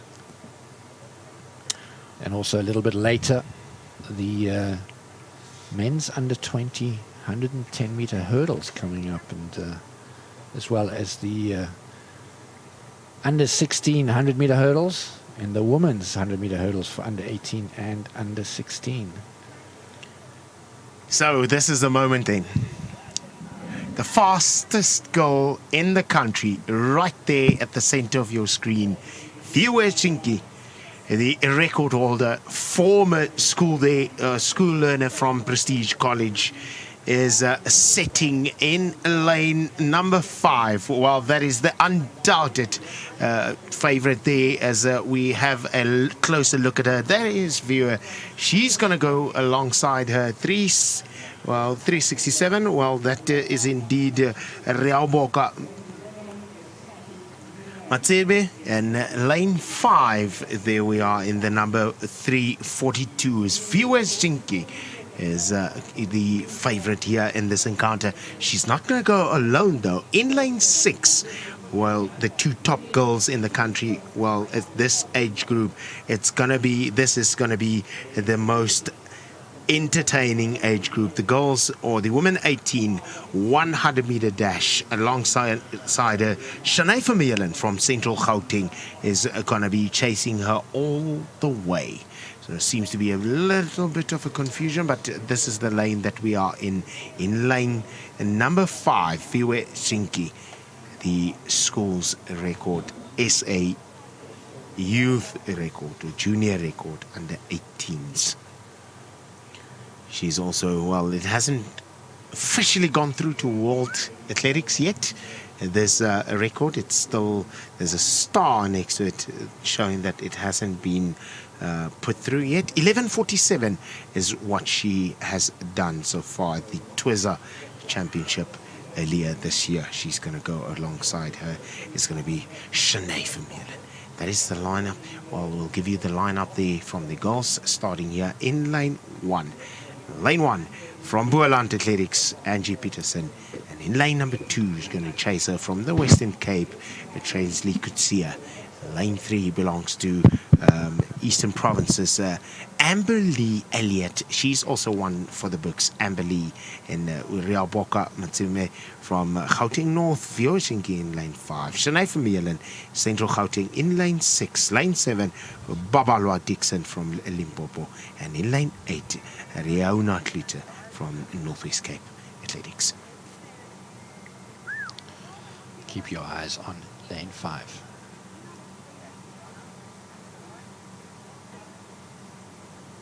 Well, a smooth start. They waited a long time in the blocks and have already into her running is Viewer there, and you can see the daylight that she's going to be putting. No one is going to be chasing her. Viewer Jinky, the time now 11:42. Well, on the money, 11:42. That is the new record she set up right there. 11:42 in the heat number 1, or heat 2 rather, of the girls, and she runs a superb time of 11:42. The excitement is absolutely incredible, Manfred. Well, there you go, your first record broken today, and just look at the joy on her face. And well might she be celebrating. 11:42 for the athlete from Athletics Gauteng North, Via Yunki. And fantastic effort. Clear daylight, as Tabu was saying. And great run by the previous and the new South African record holder for the girls under 1800 meters. So we're now going to heat 2 of the women's under 1800 meters, and 8 ladies lining up. In lane 1, Tiara Morgan Govender of KwaZulu-Natal Athletics. Lane 2, Hayley van Wyk, Northwest Cape Athletics. Tamia Oakes, lane 3, Limpopo. Shanae Wansbury of Athletics Free State, and lane 4, Kyla Murray, lane 5, Athletics Gauteng North. Sandri van Rooyen, Athletics Central Northwest in lane 6. Jenna Killian in lane 7, and Ilani Ace from Athletics Griqualand West in lane 8. Well, if this was a heat, it would be the pool of death. It would be the heat that everyone would be speaking about. The 3 ladies in the middle of the park. Well, a new sensation. Spoke about her earlier on in the colours of Potch Gymnasium. She sets in lane 6 for Central Northwest. Sandri van Rooyen, silver medalist. For the first time, she beat Kaylee Bodje, that has been unbeaten in 4 years. She beat Kaylee Bodje to a silver. Bodje took the bronze. Swanepoel, who sets in the next heat, is the champion of the schools championship, but she didn't run against Viwe Chinki. So 11:42, the new mark, unofficial time on the board there. We'll get that official time. 2-1-2. But watch out for Shanae Wansbury from under 13. She's been dominating all the girls.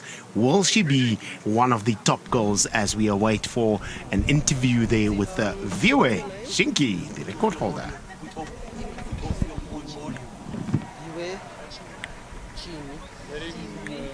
Not yet.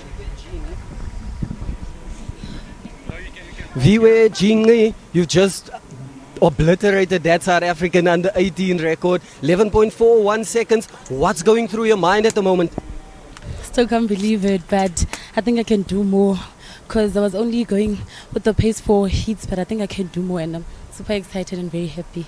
Yeah. Ahead of the semi-finals and the finals, which is today still, what are you going to go do now? Well, I'm going to go rest now and try relax and be ready for the semis, because I think I have to go full out on the finals. In the semis, I can just place a position and then full out on the finals. If you've given us 11.41 seconds in the heat, what can we expect in the final?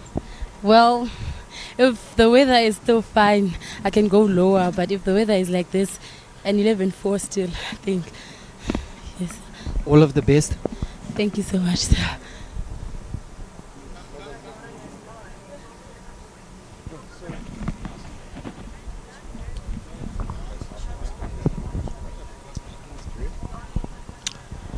So there we go. Some discussions going on in heat number 2 of the women's 100 meters, and it looks like Shanae Wainsbury having some problem with her blocks. Obviously one of the favorites for the second heat here, wearing bib number 221 from the Free State. Look out for the lady in lane 6 from Athletics Central Northwest, Zandri van Rooyen. As heat number 2 now under starters orders. Tiara Morgan Govender, Harry van Wyk, Tamia Oaks, Shanae Wainsbury in lane 3. Look out for lane 4 rather. Look out for Kayla Murray in 5. Zandri van Rooyen. Look out for her in 6. Jenna Killian and Ulani Ace in lane 8. This is the second of 4 100-meter heats for the under 18 women.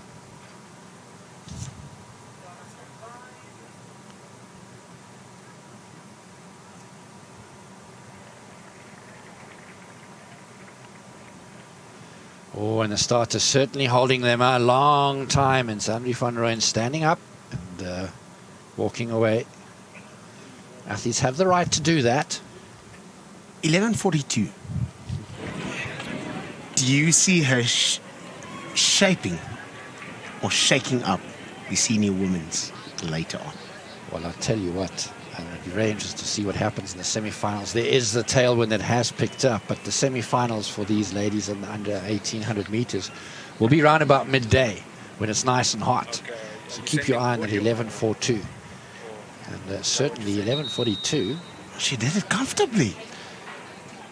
She will definitely be going to the senior championships and be one to look out for. There is no doubt about that. So here we go. Lane, sorry, beg your pardon, heat number 2 of 4, women's under 18 100 meters. Big favorites going in lanes 4 and 6, Shanae Wainsbury and Zandri van Rooyen. It was van Rooyen who stood up just now because the athletes were held in their blocks.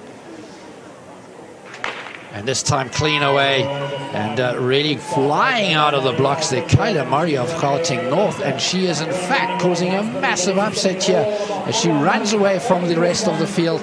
In second there it was Zandri van Rooyen by the looks of it, and Shanae Wainsbury in third, but wow, Kayla Murray 11:84. And Tabo, I'm not going to ask you for the lotto numbers again. So it looked to me as Kayla Murray won this, and it looks like we have an injury there on the track, and that looks painful. Oh, looks like Harry van Wyk there in the colours of Northwest Cape. Hobbling out of the track there, but Kayla Murray upset for the books here in lane 2. Zandri van Rooyen having to settle for second, and Shanae Wainsbury third. Remember, they are going through to semi-finals, and you've got 4 races. So, if I remember correctly, it'll be top 2 that go through to the semi-finals. Yes, indeed. And then it's on time. So right now, definite lineup for the semi-finals. Via Yinki and Kayla Murray, both from Athletics Gauteng North. The blue machine rolls on. Gautrain. Gauteng North. So the favourite in this encounter should be that lady, not that one. Zanique Swanepoel. She's the winner of the girls 15 or 16 rather at the schools championship. 17 will it be? Yes. Is well in lane number 3 there from Transkei, Swaba Waisa. In lane number 4 is the athlete in question there, 10.93, Zanique Swanepoel, and she's going up against Precious Leboa from Transkei. In lane 6, Naledi Mokoa from Transkei as well. LB van der Walt sits in lane 7 here, the home favourite, Central Northwest. And in lane 8, Megan Lombard from the Free State. That is the lineup for the girls' third of 4 heats. Coming out of this one, they'll head into the finals. A lovely 11:42 new youth record here. Well, confirmation there. I have to jump in. 11.40 is the time, but here we go. Heat number 3. Oh. What? 11:40. You just drop that bomb on top of us and just leave us to head into this one. Well, so, they were under starters orders, so I had to do that. All right, you had me there. You could have just held it. 11:40, the official time, and it goes to viewer. It does indeed. Kayla Murray, 11.82, and Sandri van Rooyen, 12.25. It's not a bad effort at all. 11.82. And Shanae Wansbury, 12.33. That was your second heat. So green card there by Peter de Jager, head technical official for many years in Athletics South Africa. One of the stalwarts of the sport, certainly being a man who puts in so much time and effort as we now go into heat number 3 under starters orders. And Zanik Swanepoel in lane 4, the athlete to look out for. Remember, a new South African under 18 record of 11.40 was set in heat 1 via Yinke. This time they get away cleanly and immediately up and running in lane 4 there. It is in fact Zanik Swanepoel of CGA running really, really well, and also on the inside in lane 2 or lane 3, was it? Yeah, it was Zanik Sibabalo Wayize, but Zanik Swanepoel, 12.29 unofficially there. Very, very comfortable winner. Still looking for the lotto numbers? I am. I'm back with you on the lotto numbers. All right, watch out for the next one then. Is the lady that has been indomitable for the past few years, but she's got now a year older that she has to compete against the ladies. Watch out for Kayla Boche in lane 5 there, closest to picture here. 8:30 is the young entertaining Melissa Bayak, or 8:30 is rather the Sharden Smith from Athletics Triangle. Melissa Bayak sits in lane 3 from Vaal Triangle. We've got Colleen Skeppers that sits in the colours of Gauteng North. Lane 4, Kayla Boche sits in lane 5, but she's not going to go alone. She's going to go with the athlete from Gauteng North, is Deborah Klanga, or Gala rather. And in lane 7, Olebogeng Rapo from Northwest. Andre van Zyl from the Eastern Province sits in lane 8. Boji, Buyak, who will it be?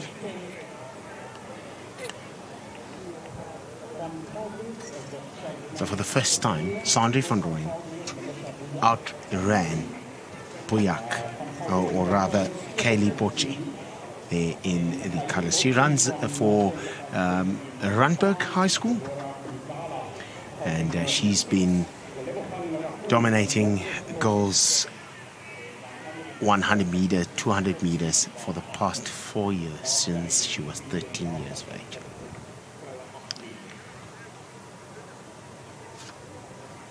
Well, it'll be interesting to see just what Kayla Boche can do. As Thabo mentioned, she's not yet run against the new South African record holder, Vivienki, who is, maybe serves me correctly, I want to just double check that just now, the list leader, or the world leader right now. Indeed. And here we go. Heat number 4. Look out for lane number 5.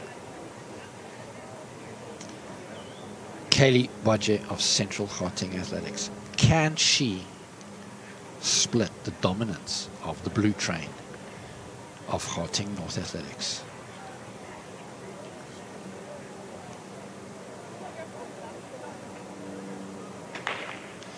Carl Starter held him for a long time, and Boche immediately up and running, but being pushed a little bit there on her inside as she now moves away quite comfortably, flying away there. 12:02. And certainly looked as if she had quite a bit left in the tank. This wasn't a flat-out sprint. No, there's still a lot of powder there, but like we said, she hasn't gone against VOA, and she's been participating, well, 2 years below, and VOA is, of course, AGN championship winner there.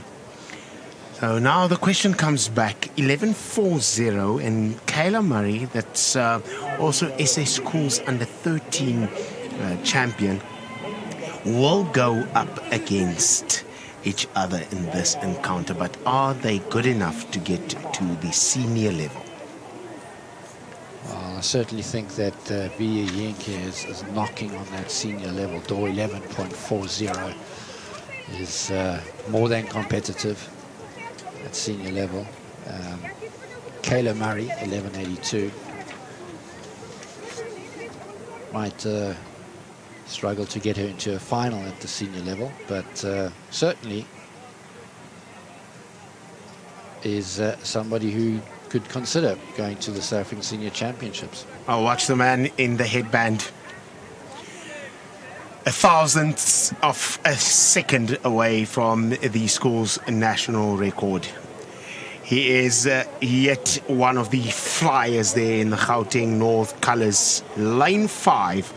Well, will he be tamed here today by the likes of Marchand Moni in lane 1? Lane 2 is going to be the man Bayanda Owalaza from Central Gauteng. Also not a bad sprinter. Ewald Botha from Limpopo sits in lane number 4. Lane 5 is the man in question there, the normal suspect in the colours of Gauteng North, Brett Linkwana. And in lane number 6 is going to be Cohen Williams from Western Province, Tlotlo Pakedi from Central Northwest. Was here in Bailey Park, is also fantastic high jumper. He sits in lane 7. Lane 8, Michael van Heerden from Limpopo. So this should be a cracker. Watch the clock, watch the man. Lane number 5, 5.24. Certainly seems that athletes wearing the headband are favourites these days. Ryan Pachlele also loves running with a headband. Because that 1500 metre where he just narrowly missed out on qualifying for the World Championships. As whilst those athletes are waiting to get ready to go in their blocks, just confirmation there of that final 100 metres for women, under 18, that final heat. Kaylee Bodge, 12 dead. Colleen Skerpers, 12.28, and Deborah Gala, 12.31. Bodge certainly looked as if she had quite a bit left in that tank. Sub-12 certainly on the cards for her. But we are now focusing on the men's under 18. 5 heats of the 100 meters. And it is the man in lane 5 that everyone is focusing on, Bradley Nkwana of Athletics Gauteng North.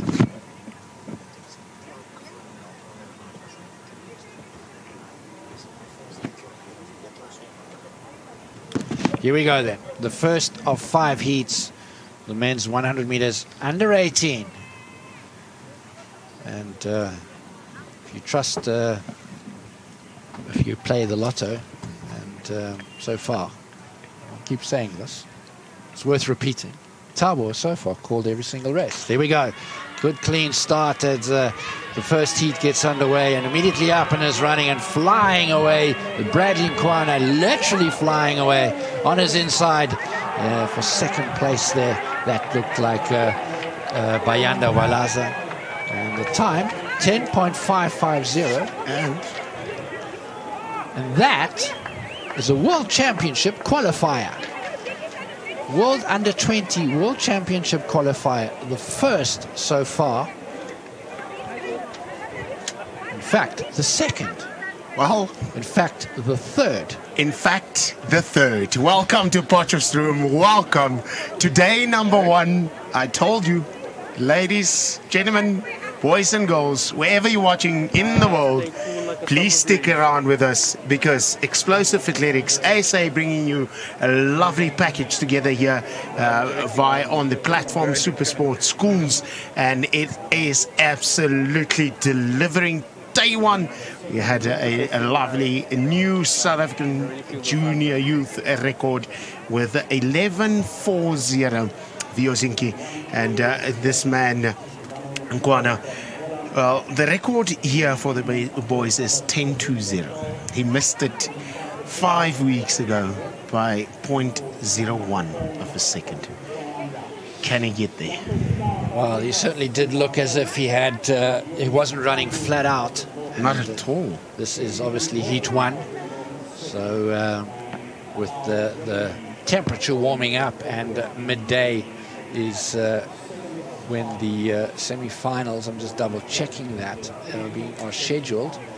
Indeed, the boys under 18 semi-finals are at 1:30. It is going to be perfect conditions. If there's no wind, if the wind stays away as it is right now, it'll certainly be perfect conditions as the temperature rises, and sprinters love it. But to confirm there, 3 athletes have already qualified for run the World Championship qualifying standard. And as I said earlier, if you win the title, yes, indeed, in a qualifying time, you're automatically guaranteed. So at this point in time, although the times have been set by 3 athletes, the first being Via Yinke in the 100 meters under 18 girls with that incredible 11:40 new South African record, and then of course it was Kayla Murray with her 11.82, also under the 11.90 qualifying standard for the World Under 20 Championships. And now this man, Bradley Nkwana, who had so much left in the tank, I reckon he's going to fly in those semi-finals. 11.55, 500ths of a second dipping underneath the qualifying standard as we look at heat 2 of the men's 100 meters under 18. In lane 1, Yivanu Melo, next to him Akil Thomas, Franco Pina, Sianda Mkosa, Kianta Pina, Endurance Mahlangu, Denzel Glover, and Ifalo Jeremy of Limpopo Athletics out in lane 8. So watch out for the guys, Pinar, Konza, and Glover. In lane 7, Endurance Mahlangu should also feature in lane 6. So a loaded second heat.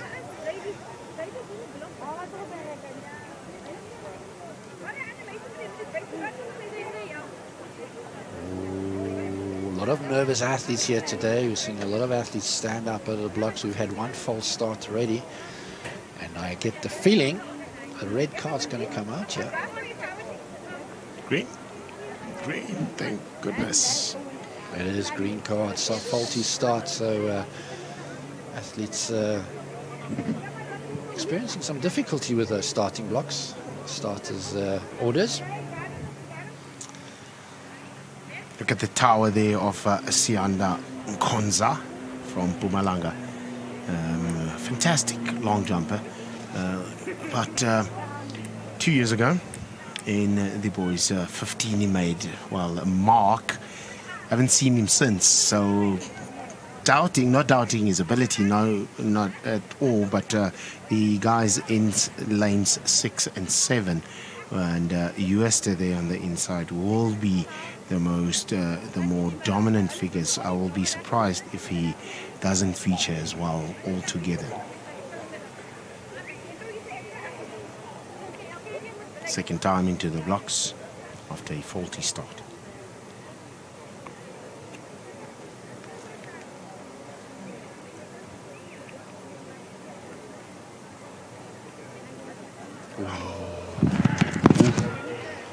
That was Denzel Glover, one of the contenders. A lot of nerves there. Man from the Gauteng North wearing bib number 521. Well, I tell you, if it will be confirmed, we saw it on the screen, that will be one of the favorites. But it would be such a devastation for him, as they've been working so hard and so long to get here. Denzel Glover, fantastic long jumper as well. And from Prestige College is now at Tuck Sports School. There Sophie takes into the race, one of the top starters in the country. It's been, well, dating back. How many times have Green you seen card. her? Green card! Goodness. Well, that sigh of relief for myself, because Well, I tell you what, Denzel and Glover was also looking very relieved. I saw him wipe his brow there. So, third time of asking. Boys or men under 1800 meters, second of 5 heats, and all contenders still in the blocks. 2 faulty starts. Let's hope they get away cleanly this time round. And indeed they do. The starts are not holding them very long. And Glover already up and is running immediately. And also on his inside next to him, Mashlangu and Jonas Mashlangu. But it is, in fact, the man from Athletics Griekwala Northwest. in the middle of the park, surprise, surprise. Siante Pienaar. Of course, that's Griekwala West, not Northwest. But I had it as Pienaar first, Mashlangu second, and Glover in third. We'll wait confirmation of the I think results. Glover would be in second. He would take the second spot. He just dipped late on the line. Just waiting for the official confirmation, but the time 10:94, just outside of that qualifying time of 10:60.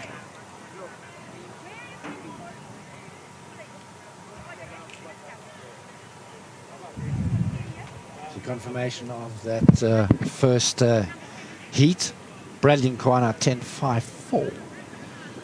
Bayanda Walaza 10:88. And Tlotlo Pakati 10:94. Those are your first 3.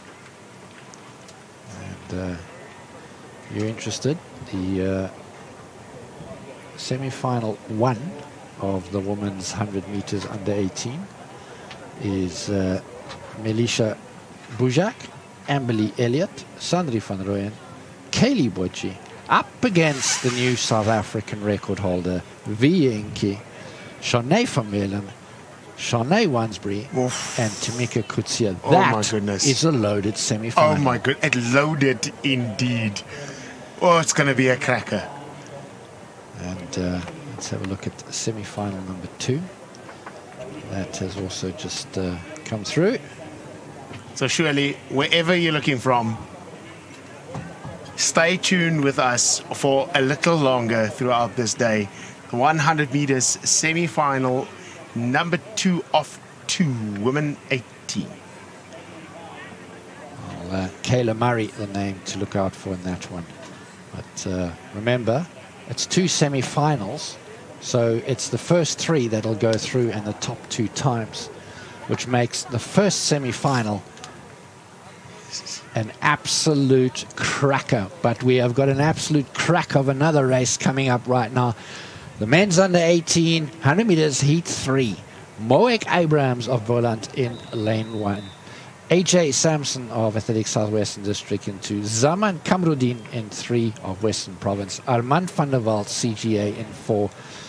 Chepo Tiantini of Gauteng North in 5. Damien Bai, Limpopo, in 6.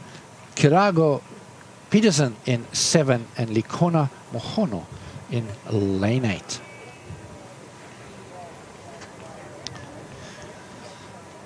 Lots of pride at stake here on day 1 of the South African under 16, under 18 and under 20 championships. Day filled with excitement already. A South African record, 3 potential qualifiers for the World Under 20 Championships, and it's only day 1. The heat is rising. Heat number 3. Lovely away. Well, here they crack off. It's the man Swanepoel. She's going to be chasing Van der Walt. Well, against Giantini, neck on the line. They look at each other. And a 10:45 unofficial time. Lovely to watch. Wow. Here we are, day number 1. The heat is certainly rising as the stadium is packing up. Wow, wow. And when last have you seen a stadium with people in it in South Africa? How great is it? You mentioned it just now, Thabo, and the grandstand is filling up. I see the bend where the 400 meter starters is filling up. And it's absolutely lovely to see that people are back out watching athletics. After 2 years of having to stay at home, 2 years of fighting a pandemic. It's not over yet, but we're making progress, and making progress certainly are these athletes and is the sport of athletics in South Africa. 10:45 looked like a dead heat. Chepo Tiantini and Armand van der Walt in lane 3, and that was a cracker of a race, and they looked at each other as they crossed the finish line. And that reminds me a little bit, here's Manfred going down memory lane, but it's not that far back. 2015. Oh, it's a bit far from my liking. Anaso Jobodwana. Oh, 200 meter heats. Man. Jogging next to one Usain Bolt, and they're going, hey. Up comes the finger, hey, and the big smile. We saw that now in the 100 meter heats. There's a lot more to come from those lads.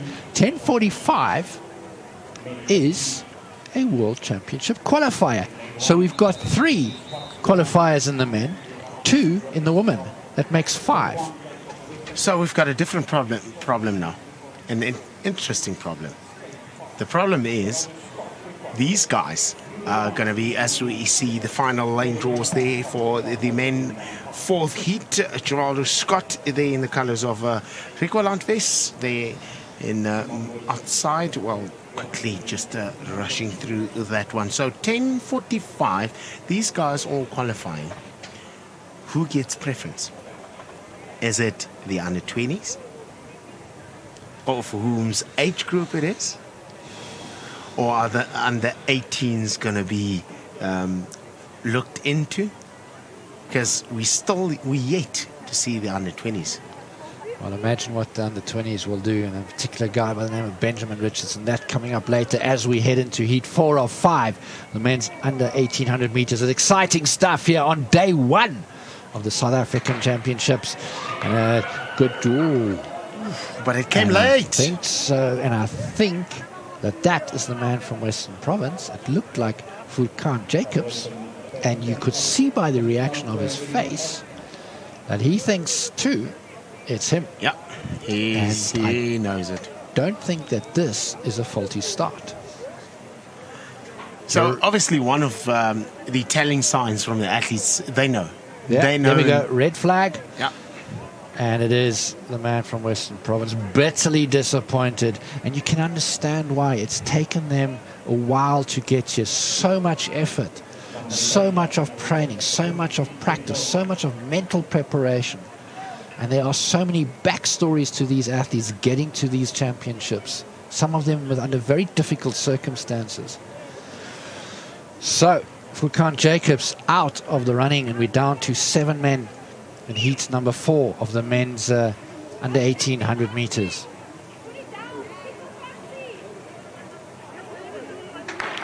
No false start this time of asking, and the man from Western Province, Tyrese Fortuin, looking really good. And also on the outside, Jaden van der Berg from the Central Gauteng, but cruising to a 10.91 win. Tyrese Fortuin of Western Province, and it looked like Jaden van der Berg to me crossing the line in second. But Anzala, you speaking? Thabo, to go back to your question, what happens if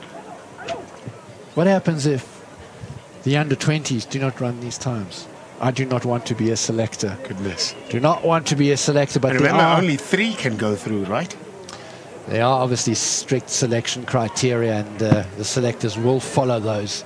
And sometimes it gets very heated as to who goes and who doesn't go. But surely these, it will be championships. So sorry, Manfred. Surely it will be. It's a good problem to have. It's absolutely a good problem. It's a wonderful problem to have, and one who is relishing this problem, but who's also scratching his head as we speak, is the South African sprint relay coach, one Paul Gories. Who do you pick for the relays when you've just got such an abundance of talent? And I tell you what, Tabu, this is really, really great news for South African sprinting. Because we have a relay competition coming up at the end of April.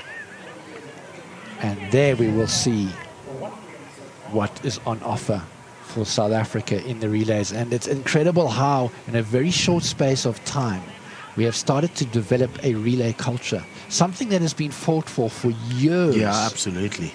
And here it is. And it took one man, the name of Paul Gories, who saw it through, and he convinced Athletics South Africa.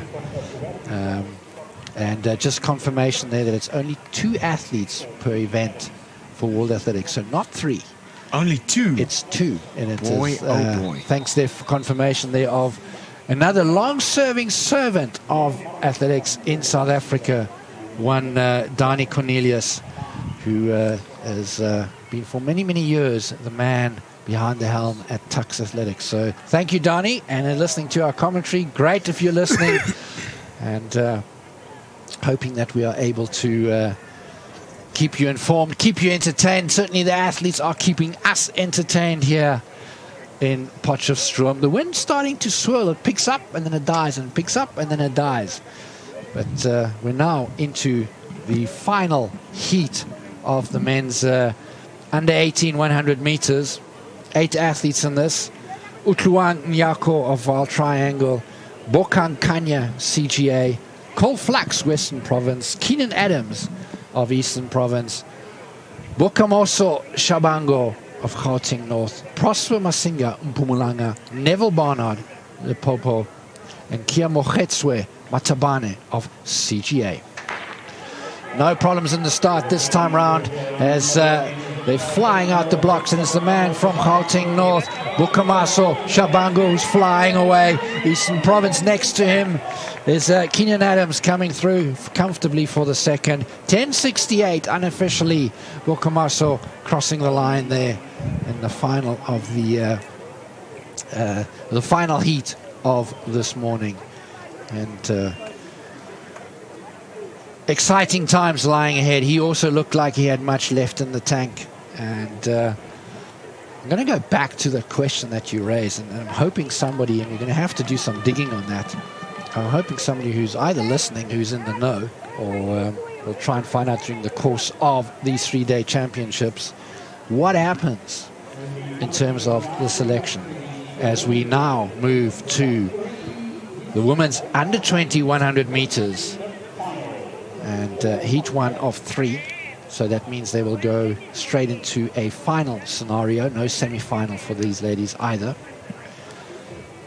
Lane 1, Ashton de Kock, Christy Kaiser in, I beg your pardon, lane 2, Christy de Kock, CGA, Ashton de Kock, lane 2, Christy Kaiser in lane 3, Limpopo, Kayla Lacranzi, CGA, then the blue train in lanes 5, 6, and 7. Nosipo Malinga, Cassidy Lacey, look out for that name, Andila Mabuza, and then out in lane 8 of Central Northwest, Kyla Flock. So the 3 top ladies here. So luckily, the problem is, and what's good is everybody's listening, and we get a chance to be corrected here and there, and it's absolutely having the interaction is amazing. This lady at the send-off picture is Kayla Lacranzi, one of the Randburg athletes as well. She's also fantastic. While Nosipo Malinga was always behind Panele Shabangu, also from Prestige College. She's also a flyer. Watch out here, 354 is the athlete there, Cassidy Lacey. She's also participated in the first Grand Prix that was in Bloem. So here we go. What is going to happen in the women's under 20? Remember the time, 11:90 to beat. And Cassidy Lacey, one of the favorites for this heat, if not the favorite. And immediately up in her running, though, on her inside is Nosipo Malinga, and she's flying away. Cassidy Lacey struggling next to Malinga. Kayla Lacranzi running well, 11:83. And Nosipo Malinga looked oh so comfortable. Cassidy Lacey seemed to be struggling from the gun.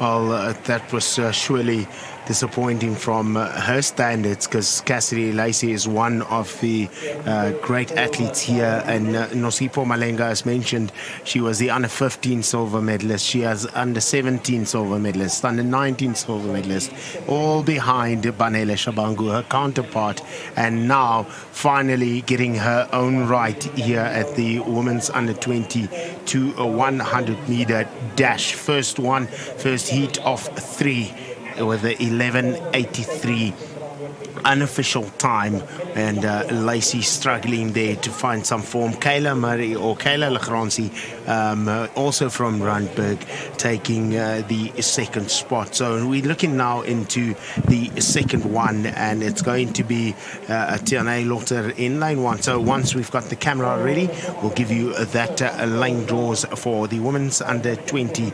11:40 is the fastest time so far for the women's. That was posted by U18, and now we've got Nosipho that had a lovely one. So in lane number 2, here in the colours of Boland, we've got Tani Lotter, and lane number 2 there from Mpumalanga, Rudainel.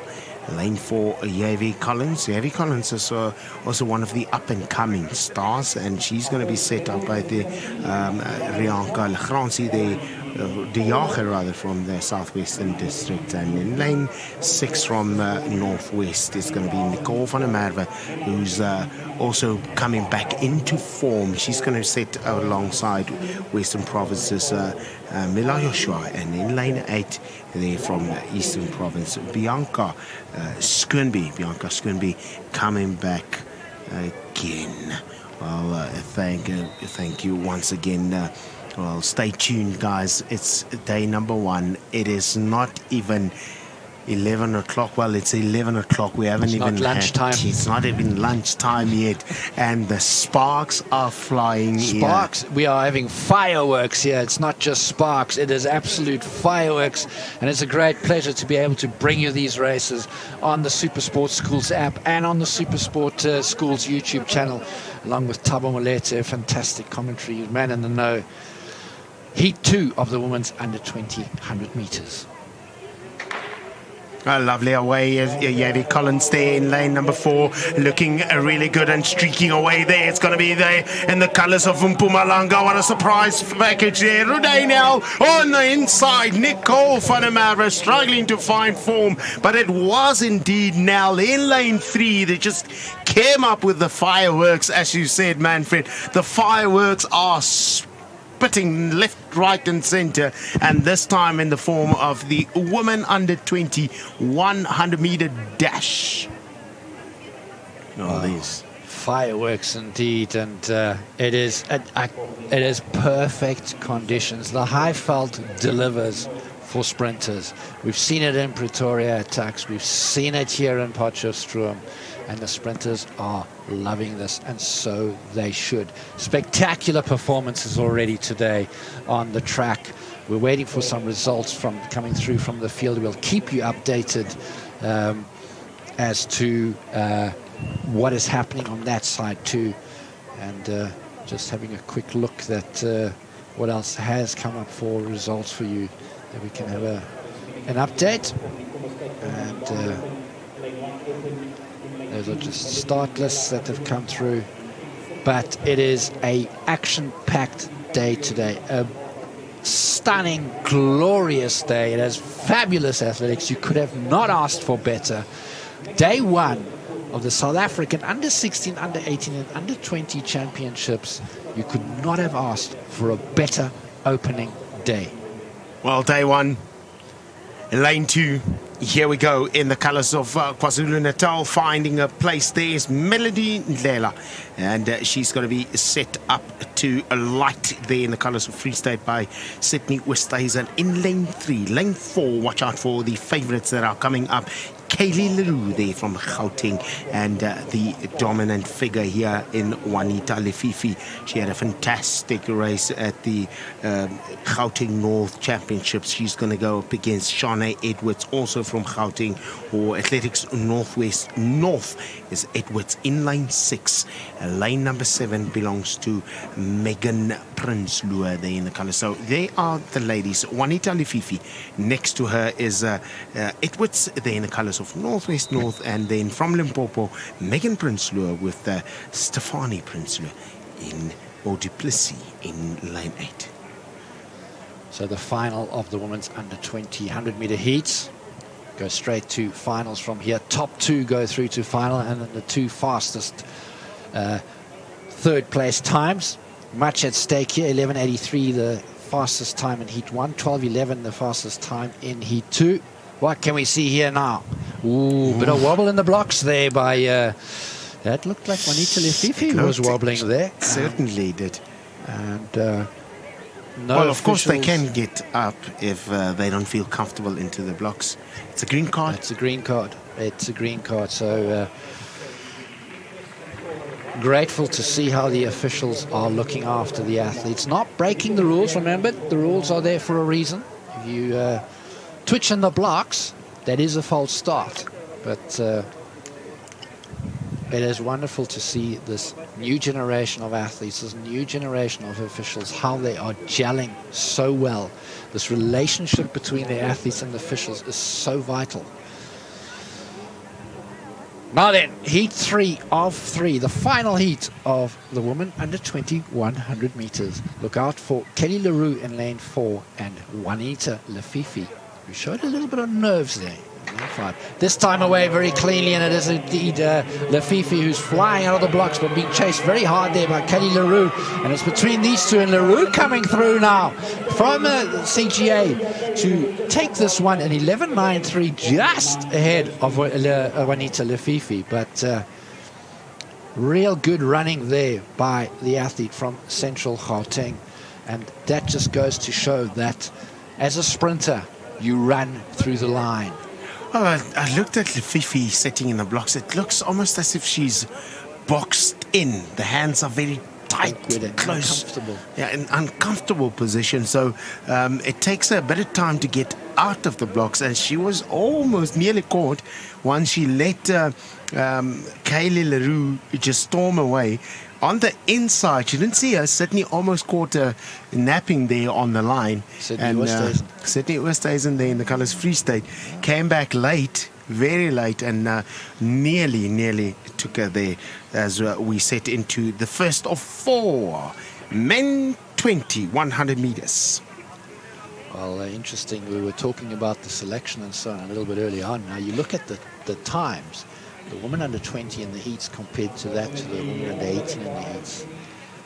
And the women under 18 are faster. And I've seen that very often, that the younger age groups are actually running faster. We spoke about this morning, that it's the younger generation that they are hungry. They want to fight, they want to fly.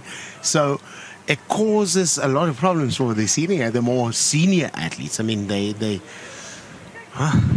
But remember, in the heats, although it is in terms of positions and times that go through to the semis or the finals, step 1 is win your race.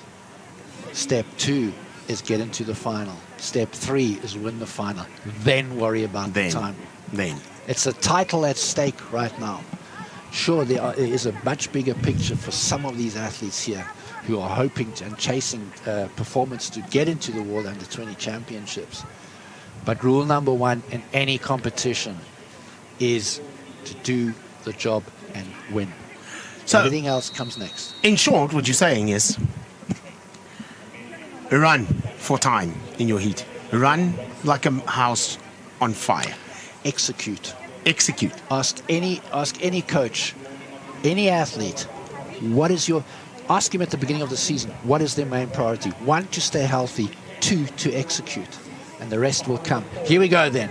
First heat of the men's under 20 100 meters. Dwayne Smith in lane 1. Rienan van Aswegen in 2. Mboni Mabunja in 3. Lane 4 is Lerato Majike Majila Moketwa Chifuru in 5, Pilisandi in Chipila in 6, Pabalo Lojero in 7, Wikus Vessels in 8. Lovely away here. Let's see if Machila is going to be setting up. And the man on the inside, Dwayne Smith, is showing a bit of an upset. Dwayne Smith in lane number 1. The man in lane number 5 eases through to the line. Is the man. Well, what is the time? 10:49. Tifura, 10:49. That is it. So it gets serious now. So we spoke about this just briefly. But Clarence Munyai, in a heat, smashed the 200-meter record. Obviously, didn't feature in the final. He wasn't there, but the record is there. He didn't get a chance to take the title, but he took it. It was massive. He ran a 19.69, and he just erupted the stadium into a frenzy. Everybody just excited. Obviously twitched the muscle there in that encounter, but if you run like that, and well, speaking of Clarence Munyai, what for me is more impressive, yes, that SA record and so on, but look at what he's done this year at Gauteng North Champs. A PB in the 100 meters, and he's not a 10:04, 100-meter man, and he won the title. Yes, no Akani Simbini, and doesn't matter. You race against your opposition that's there. One of the big things that people complained about with Clarence Munyai is that he would never pitch up for a final.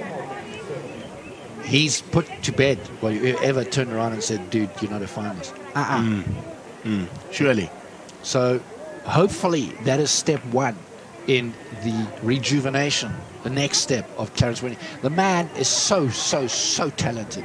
Courtesy of that 1969. That is just so indicative of it. But this is the next generation of sprinters. It's the second heat of the men's under 20 100 meters. And in lane 1, Peter Kriel of Val Triangle. In lane 2, Siseko Jamba, Athletics Transkei. There's a province we don't see much of. Good to see them here. Botlale Pampun in lane 3, Griekeland West. Amkita Moisi of Athletics Transkei in lane 4. Sinovuyu Sikanga of Athletics Transkei in 5. Luke Brand, lane 6 of Gauteng North. Bradley Maponyane, CGA in 7. And Neo Mosebi of KwaZulu-Natal Athletics in lane 8. This is heat number 2 of 4 of the men's under 20 100 meters. The best time so far, unofficially, from heat 1, 10.49. The man from Gauteng North, Dwayne Smith.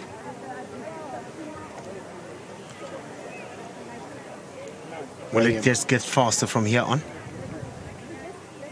Conditions are perfect. Competition is rife. Competition is fire. And getting away very cleanly are the athletes in the second heat. And right on the outside, it is Neo Mosebi of KwaZulu-Natal running away with it in 10:49. Unofficially, the same time as the win in the previous round. Well, identical as the performance. Identical, 10:49 out of lane 8, once again coming and storming. So now the question arises, does it get any faster? Because these guys coming up in the next one are gonna have a cracker of a time as we see the two giants laying against each other. Lane number 1. So watch the man there in the colors of Northwest. They're in green, just waiting to get into lane number 1. The man from Boerland. Let's welcome the man from Boerland there, as Agano Daniels has been running fantastic times. In lane number 2 is the man there from Central Gauteng, Dion Rabi. And the man a bit pale in complexion, Liam Buck. Fantastic runner. He ran a 10:30 at the coast in November at his Puma School of Speed last year. Can he produce the same? But he's not going to go alone. He's going to go against John Slubbert in the colours of Southwestern District, and the school's champion Henry Willifeer sets in lane 5. Well, he's been struggling to get new form. The man from KHS, will he get there? As we are still here sticking with Liam Buck. Well, he had a fantastic, a cracker of a time. Well, hopefully we will see some sparks. Liam Buck, focused, ready. Southwestern District, the man there, John Slubbert, on the inside of him. In lane 6, or lane 5, Henry Willifeer from Central Northwest. He used to perform in the colours of KHS. Andre Potgieter sits in the colours of Mpumalanga. Milano Yankees from Western Province. Once again, he, nods as if to say he agrees that he's back in the house. Yeah, they're going to go against the danger man, one of the danger guys there in Lotman Khabir, Western Province. That is the lineup. So, should be holding your breath up. Buck versus Willifeer will be the first time they race each other. Who will it be? Oh, whilst we consider that, we'll have the answer in less than 11 seconds. Here we go, official results for Heat 1, Dwayne Smith 10:47. For Heat 2, Neil Mosebi 10:47, identical times. But we are now focusing on Heat 3. We are focusing on Liam Buck and Henry Willifeer. And also look out in lane 8 for Lukman Kabir of Western Province. Western Province certainly has a history of good sprinting.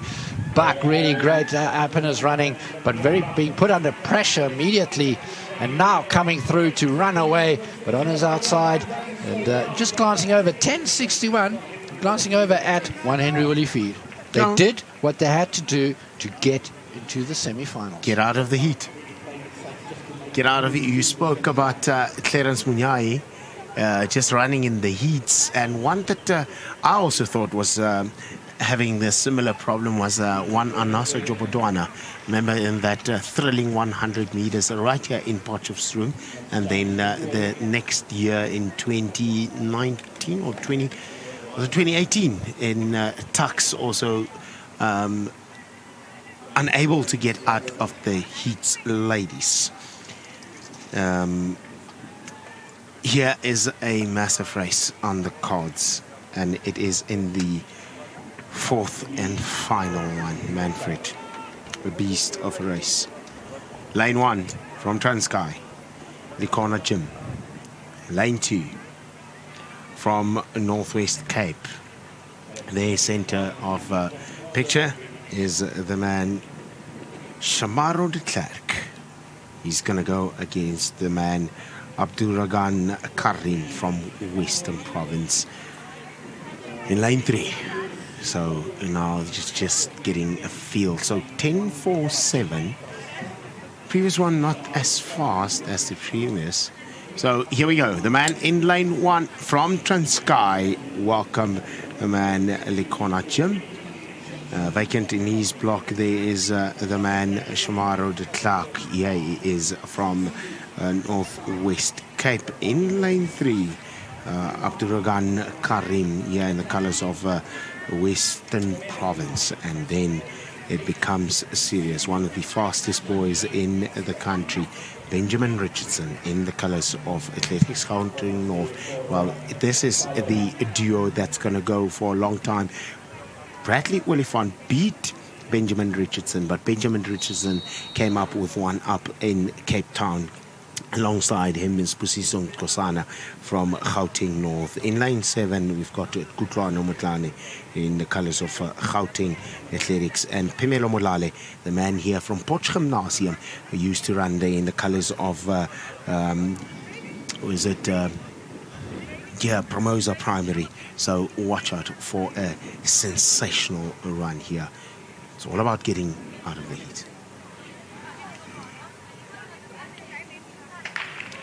Oh, big, lanky, rangy Benjamin Richardson. Not the fastest out of the blocks, but he's coming through into his stride now, and he cruising through. And next to him, well, Bradley Oliphant. cruising through 10.30 seconds. Made it seem so easy, so comfortable. I'll watch this man, Bradley Richardson. Many say he's a better 200-meter runner. And when he burst onto the scene at the World Under-20 Championships in 2021, and had only recently joined Coach Paul Horries, we were amazed at. He almost looked awkward, and he was destructive. His technique is coming through. He's cruised to a 10.3, and Benjamin Richardson, well, he's coming into shape. I tell you one thing. In Cape Town, he looked a bit rusty. He had a 150, and he ran against Kurt Cato at a classic shootout held by Helpmekaar in UJ Stadium. So he had a cracker of a time there, but he obviously was beaten. And I asked Paul Horries, what's going on? He said, why do we need to shape now? Why do we just getting back into the swing of things? So he hasn't run a proper 200. He's just going to compete in the 150. And here he is. He ran a 200 meters. He outdipped Theodore Young at the men's 200 at the Grand Prix in Cape Town. So lots of interesting prospect about him specifically. Being beaten by Bradley Oliphant in the 100 meters at the championships in Gauteng North. So now it's going to be interesting to watch him. Well, he gets late into his running. He does. Very reminiscent of one Usain Bolt. Also always getting late into his running, and it's courtesy because of Usain Bolt is as tall as me, 195. That's tall for a sprinter. In older language, 6'5" for those who work in feet and inches. But Benjamin Richardson is a class that we need to be class athlete we need to be looking out for. Bradley Oliphant looked to be cruising, didn't look to be exerting himself. Not at all. It all matters in the final, and that will be coming up tonight at 5 minutes to 6. You do not want to miss this. Hold on to your seats, hold on to your socks. We've been talking about fireworks. More and more fireworks will be coming as we now head off to the quarter miler in old terminology for the 400 meters, and it's the first of 3 heats for the girls under 16 400 meters. I take this settles the question then, that under 18s versus under 20s, who will get picked? They just put the hammer down on us, telling us, listen guys, you need to come down, we've got this. And got this they have. And I'm really expecting some incredibly fast times in the semi-finals in particular. It is, and we've seen this at previous national championships at senior levels at Tuks in Pretoria, the midday heat, fast times. Expect the same here today. It is still ideal conditions. The wind is gusting a little bit, but nothing major, nothing to give a distinct advantage to the athletes and to make their times illegal. But it is an absolutely incredible day here today in Potchefstroom. Currently underway is javelin as well. For those of you who are watching, we hope to bring you some results of that a little bit later. But it's the men under 18 javelin. And as I mentioned earlier, Potchefstroom has a rich history in men's javelin in particular, but also in women's javelin. And Sunette Viljoen, hailing from Potchefstroom. Yay. Was a best of just under 70 meters. No, just over 70 meters, I beg your pardon. And of course, Justine Roberson, also from this neck of the woods, a world junior champion in the heptathlon, and for many years the nemesis of Sunette Viljoen in the javelin. Indeed. Until Sunette moving up a notch or two in her performances. Well, a notch or two. Well, that was a fantastic rivalry. It was indeed. The pair fiery Robinson Indeed. versus one Sunette Viljoen who just Calm, collected Sunette Viljoen, who's now smashing the ball out the park in the women's cricket. in the women's cricket. And look at how the women's cricket is performing. Goodness me. And where are we in Wonderful to see. Wonderful semi-final to see. today?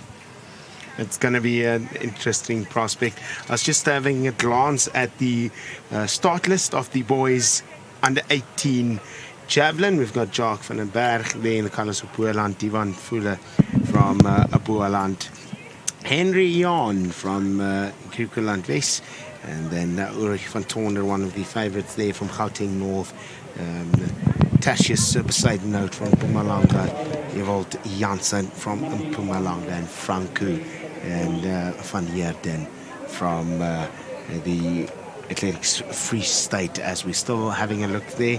Harold Kluter from Northwest. So some of these boys coached by the man from Saamtrack, who's indeed Erich Visser, one of the top javelin throwers that is one of the top coaches currently now in the country. Junior boys concerning was Juan Yortland from the Free State, and rounding up the final two spots is Johan Pinar from Gauteng North and Henry Potgieter from Gauteng North. 13 boys or 11 boys there as we set our eyes and our attention on the 400 meters goals.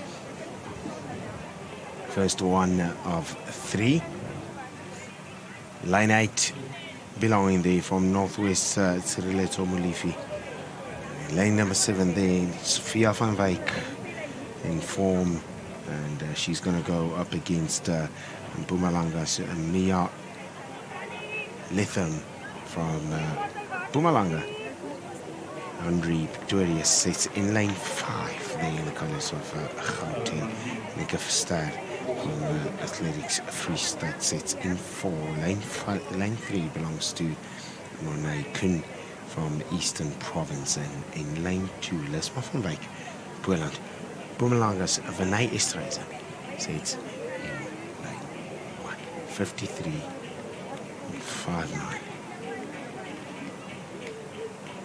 is the South African based by Precious Molepo, who's soon to be seen today here. Precious Molepo from Gauteng North, and from Prestige College, as we see all these athletes coming back inside the house. Here we go. It is 400 meter time. Goal 16, 400 meters. Esterhuizen, Van Wyk, Kuhn, Verster, Duerius, Letham, Van Wyk, Molefe. 8 ladies, 8 lanes, qualification spots.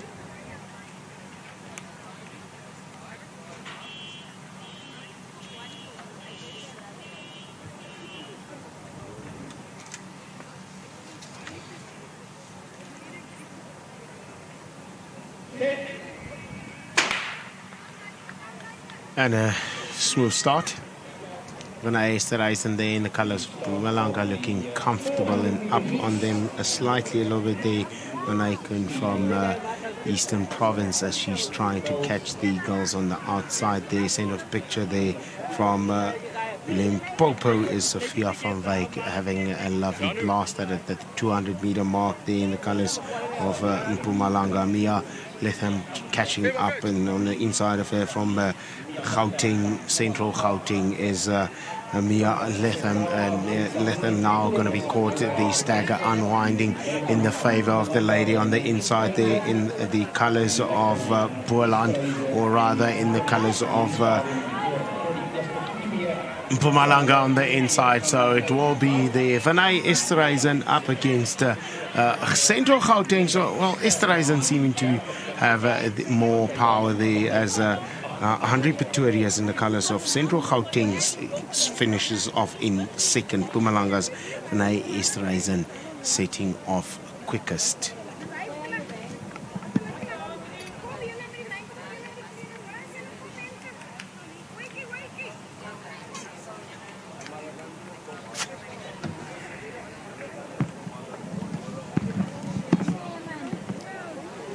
So 58 1:04.88 unofficial time.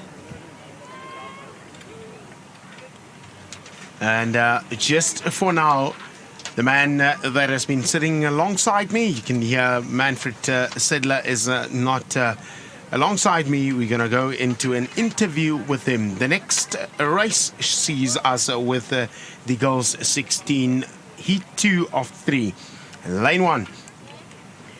Or let's rather start in lane 8 there.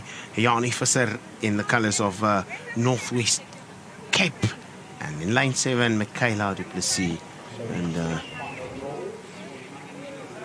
so going to the interview right now. Yes, we are here at the ASA Track and Field Age Group, Age Category Championships. Manfred Seidler, I'm standing here with the commentator Manfred. The 100 meters just concluded the heats. That was some heat that was brought to us here on day 1 of these championships. Any standout performances for you? Well, obviously Benjamin Richardson, but it's the heat, it's not the finals. The finals is when it has to happen.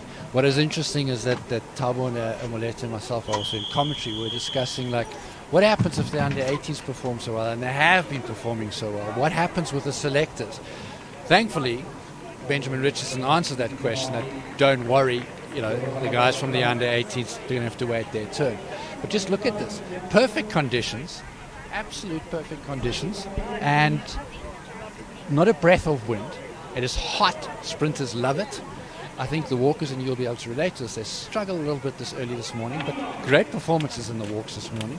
And it's only day 1. We've already got a South African record in the women's sprints, 11.40. And for under 18, and that's a world under 20.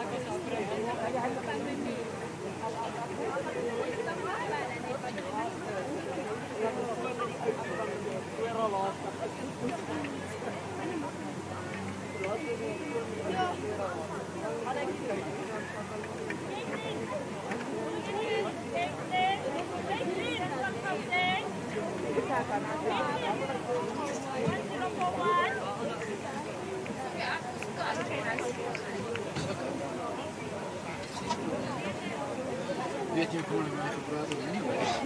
Waar zijn we?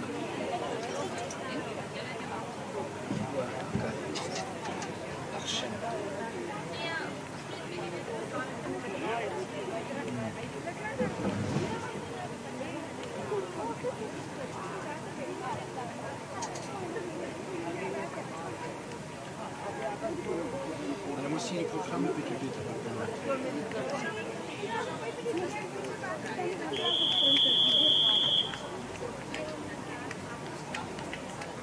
Nee, dat van altijd, maar normaal vat je een lunchbreak.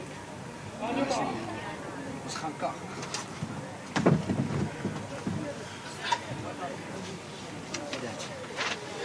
Dit is leuk.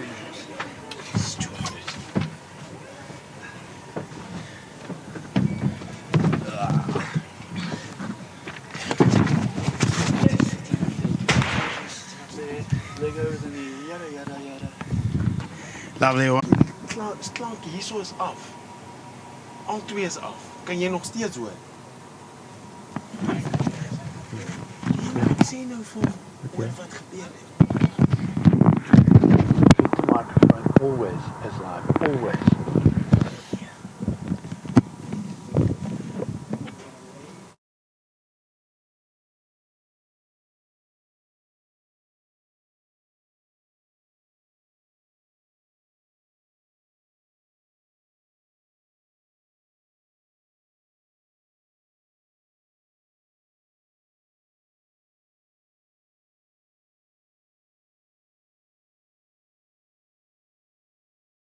We were talking about heat and having a quick chat with Reggie, the walker, down, and I could tell you, I could feel the heat, Tabo. It is really hot out there. It is perfect sprinting conditions and really fantastic to see. I just got notification, the stadium attendance at 11:30 today, 1,110 attendees, and really good to see people coming back to athletics, watching the sport, and experiencing the sport with all of us athletics lovers again. Fantastic to see as we head into the first of 3 heats of the boys under 16 400 meters, and in lane 2 there of the Boerland, Jaden Knox. Next to him in lane 3, Iris Jonker, Athletics Northwest North. Then in lane 4, Adrian De Necker, Athletics Free State. Chidiso Mkwanazi of Athletics Gauteng North. In lane 5, Tabang Sekhale, Athletics Gauteng North.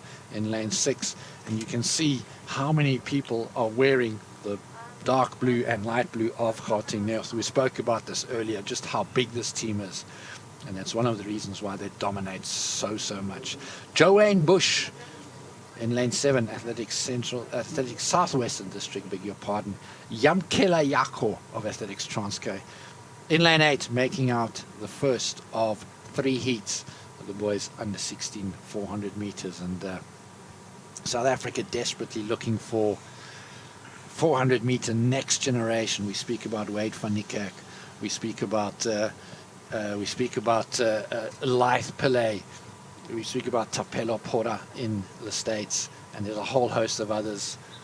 Remember the 4x400 meter squad at the World Junior Champs, also doing exceptionally well. So there's huge talent here in South Africa in the sprints. It's coming back in the middle distances. We're seeing pockets of excellence in the field events.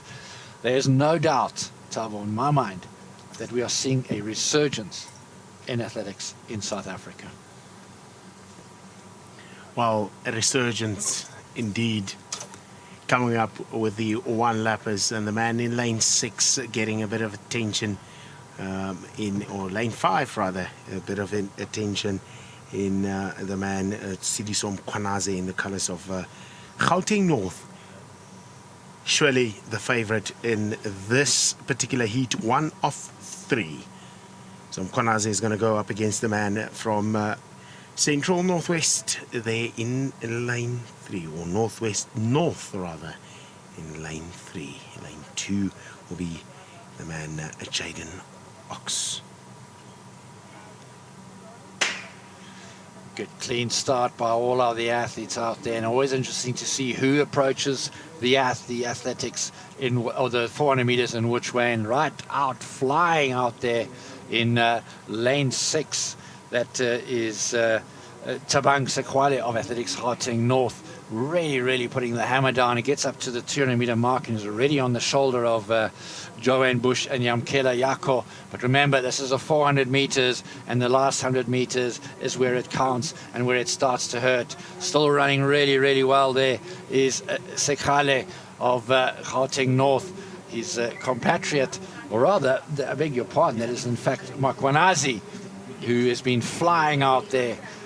literally blitzing the rest of the field, cruising now to the finish. Remember, it is the first two athletes that go through, and really looked like he had much left in the tank. 52.19 seconds is the time there for Chidisa Makwanazi, who ran in late 5 of Athletics Gauteng North. Really comfortable in the last 30 meters, just unwinding it to finish it off is Chidisa Makwanazi.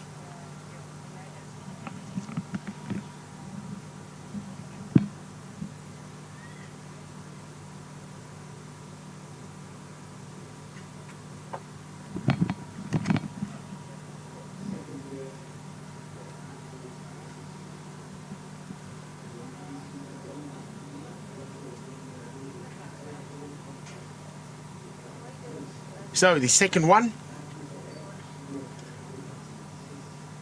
we've got the boys under 16, second heat of 3. Lane 2, there, the man from Boland, U18, and we've got Joshua Young from Limpopo Athletics, Alvin Olivier in the colours of Free State, Werner Huis in lane 5 from Gauteng North, Marco Ferreira in lane 7. Tristan de Mooster from Central Northwest in lane 7, and Gershom Freeman in the colours of Western Cape or Northwest Cape Athletics. Well, an interesting note coming through, and about some of the athletes that are competing here, and Olifant, Via, Benji and Kwana. Who do you think they're coached by?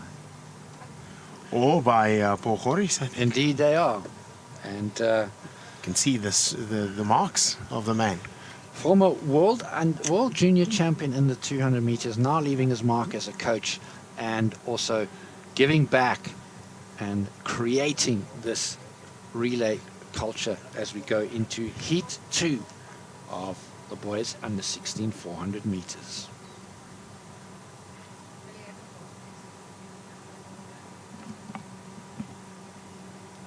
Perfect conditions out there. It is boiling hot trackside. The sprinters will love it as they get away all cleanly and getting out there very, very fast immediately on the inside. Joshua Young of Limpopo making up the stagger very early on the man on his outside, Alvin Olivier of Athletics Free State, but flying there in the colors of Gauteng North, Werner Huis, really powering away that first 200 meters in 26 odd seconds, or rather 25 or so seconds, but definitely a class apart as they come into the home straight with about 120 meters or so to go.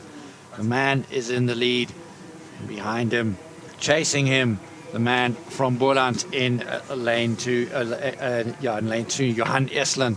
But it is going to be Werner Huis coming through very comfortably in a time of 51.71 seconds. Remember, these are all unofficial. And looked very comfortable, did Werner Huis of Athletics Gauteng North. Well, it made it look so easy as the man from Boland Athletics was trying to catch up with them in Johan Enselen in lane 2. So that looked really comfortable. We saw the goals 16. Johanke de Villiers was in lane 2. She ended first, well, was a close encounter close to the end, but she's indeed the sister of one Renier de Villiers, who is one of the top 800 meters athletes. So I had talked to one of her coaches in the early stages when she was on the 9. She was a sprinter. She runs barefooted, sprinting in the 100 meters, and then they took her out from the 800 meters, or rather from the 100 meters onto the 800 and the 400. And I saw her in the schools championship. She took a bronze there in the girls 400 meters. Well, lots and lots of talent here in South Africa. The clouds beginning to come across here in the stadium, but still brilliant conditions out there. As I mentioned earlier on when I was down with that chat with young Reggie. It is boiling down there, and the sprinters will love it. But we're now in the final heat of the boys under 16 400 meters. And on your inside in lane 2, Diogo da Silva. Lane 3, Andris Nkanyane. Leander Kukumur in 4. Grin Rumijan in 5. Tian Bass in 6. Alexander Pinar in 7. And Junior Pechler in lane 8. No problems with the start in all the races so far. Really good, clean starts. And the first to rise there on the outside there in lane number 5. In fact, it is the man from Central Gauteng, Alexander Pinar. No, it's not. It's the man on the inside there in the colours of Central Gauteng, Leander Kukumur sitting off there in lane number 4, chased by the man. Well, it's going to be Kukumur that is just powering away. Will he be caught by the men from Limpopo? No, he's certainly going to make his mark. Lane 4, Leander Kukumur, Central Gauteng, just cruising to victory. 49:50.90. Well, that is good enough. That is good. 50.90. He just put them to sleep as he just came out of the bend there in the 100 meter mark, or rather about 100 meters to go in the third and final, boys 16 400 meters. Well, it's a 400 meter time right now as we head off into the women's under 18 400. And South African record stand behind the name of one Justine Palfreman, 52.88. For many, many years, the dominant lady in the 400 meters and in the 200 meters is Justine. The next generation now coming through. And we've got 2 heats here in the women's 400 meters under 18. So first 3 go to the semis, go to the final with the 2 fastest times thereafter, 2 fastest times thereafter in out of the top 3. So you could have 2 athletes coming from heat 1 coming through on time, or coming through from heat 2, or you could end up having 1, 2, 3 and 4 from both heats coming through to the finals. So it's going to be a cracker. It's going to be an absolute amazing one. 52.88 is the record there by Palfreman, but there's a 53 runner here, and she sits in lane number 5. She is the current record holder in the girls 16. If I'm having it correct, 53.59.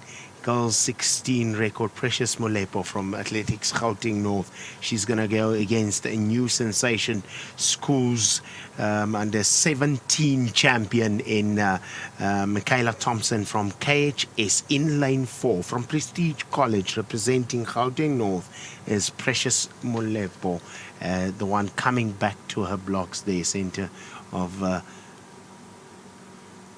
Coached by? Well, she's coached by Bradley. She is, indeed. Indeed. By George Bradley from Prestige College. And if you are on social media, in particular on Facebook, you'll see him very, very proudly posting about one Precious Molepe, who is certainly a class athlete. Lisa Ackerman, lane 2. Clarice Loubser, lane 1. So this is a full-packed one here for the first time. Well, just only lane 8 missing, but it is going to be a lovely one to watch. Zoe Grissel sits in lane 3, also a powerful runner there in the colours of Border. And on the outside of Mia Leroux, lane 6, Retabile Nompolozo from Transkei. lovely away safely, and it's only going to be about time. She runs almost in the form of Wade van Niekerk, in the form of Lyth Pillay. Precious Molepo already up on the guys on the outside, making up the stagger. She is looking in incredible form very early in the season as Precious Molepo. Well, the fight will be on there. Thompson is coming under pressure by the girls on the inside in Lisa Ackerman. 200 meters, well, slightly 26-ish. They went through, 150 to go. Molepo is streets ahead, and she's going to be chased by Michaela Thompson. Will she be running later on for time and running for an improved 53, low 53? Well, it's going to be a lovely one. Precious Molepo, just look at her easing and enjoying the last few strides she takes, with Thompson in second, and lane 2 coming through. Elisa Ackerman, a surprise, running outgunning Zoe Solis and Mia Leroux on the in and the outside respectively. Well, Precious Molepo certainly looked like she was cruising and just casually walking off the track. So time of the 54 and some change, certainly not pushing herself or not stretching her limits at all, is 54.95 is the unofficial time, was Precious Molepo, and as mentioned, coached by one George Bradley, who's also a very prominent middle distance coach. He's a very talented coach, is George Bradley. In fact, South Africa is blessed with incredible coaches all around, and it's beginning to show if we look at the standards and how the standards of athletics are improving. But a dominant, almost casual performance by Precious Molepo, who is a serious contender. Absolutely, I think she would be making her mark. She will have to run with the likes of Juan Wendanel. Zene van der Walt. Ooh, hot at the moment, Van der Walt. Senior 400 meters is going to be fire, and Precious Molepo will be absolutely chomping at the bit. Well, she lined up against the seniors last year in the women's final. She ended, just to quickly, I'll just make sure of that statistic. I think she was ahead and just ended 4th in that one. Maybe the jitters getting the better of her. Well, bearing in mind that it's under 18, which means that last year she would have been 16 or 17 years of age. So phenomenal running at that early age already by Precious Molepo. But it's now heat number 2 of the women's under 18 400 meters. Tanya Pieterse of Boland in lane 2. Marlene van der Linde of Athletics Gauteng North in 3. Jessica van Heerden in lane 4. Athletics Northwest North. Colleen Skeepers, Athletics Gauteng North in lane 5. Tsakani Ndlovu, Central Gauteng Athletics 6. Mia Davo in lane 7, Athletics Mpumalanga. And Marley Diamond, lane 8, Athletics Vaal Triangle. Heat 2 of the women's under 18 400 meters. South African record there held by Justine Palfreman, 52.88 seconds. That is just insane. Way back in 2010. Decade of history. Here we go then. Under starters orders. And it looks like lanes 6, 7 and 8 are in fact open. So these ladies will be running for a spot, automatic qualifying spots, and then those of them that wants to get into the final will have to run less than 57 seconds. Away cleanly the 4 athletes in the second heat here of the women's 200 meters, and as Thabo said, they need to be running 57 or faster, and looking really good from the gun is Tanya Pieterse, already up on the shoulder there of Marlene van der Linde, running down the back straight, running down the opposition. Jessica van Heerden has just been caught by Marlene van der Linde, who now goes through 200 meters in just over 30 seconds. On the outside there, Colleen Skeppers looking very, very strong. And as the stagger unwinds and they come into the home straight, it is in fact Colleen Skeppers who is ahead and looking very, very comfortable. But the pressure is on. 51, 52, 53, 54, 55, 56, 56.40.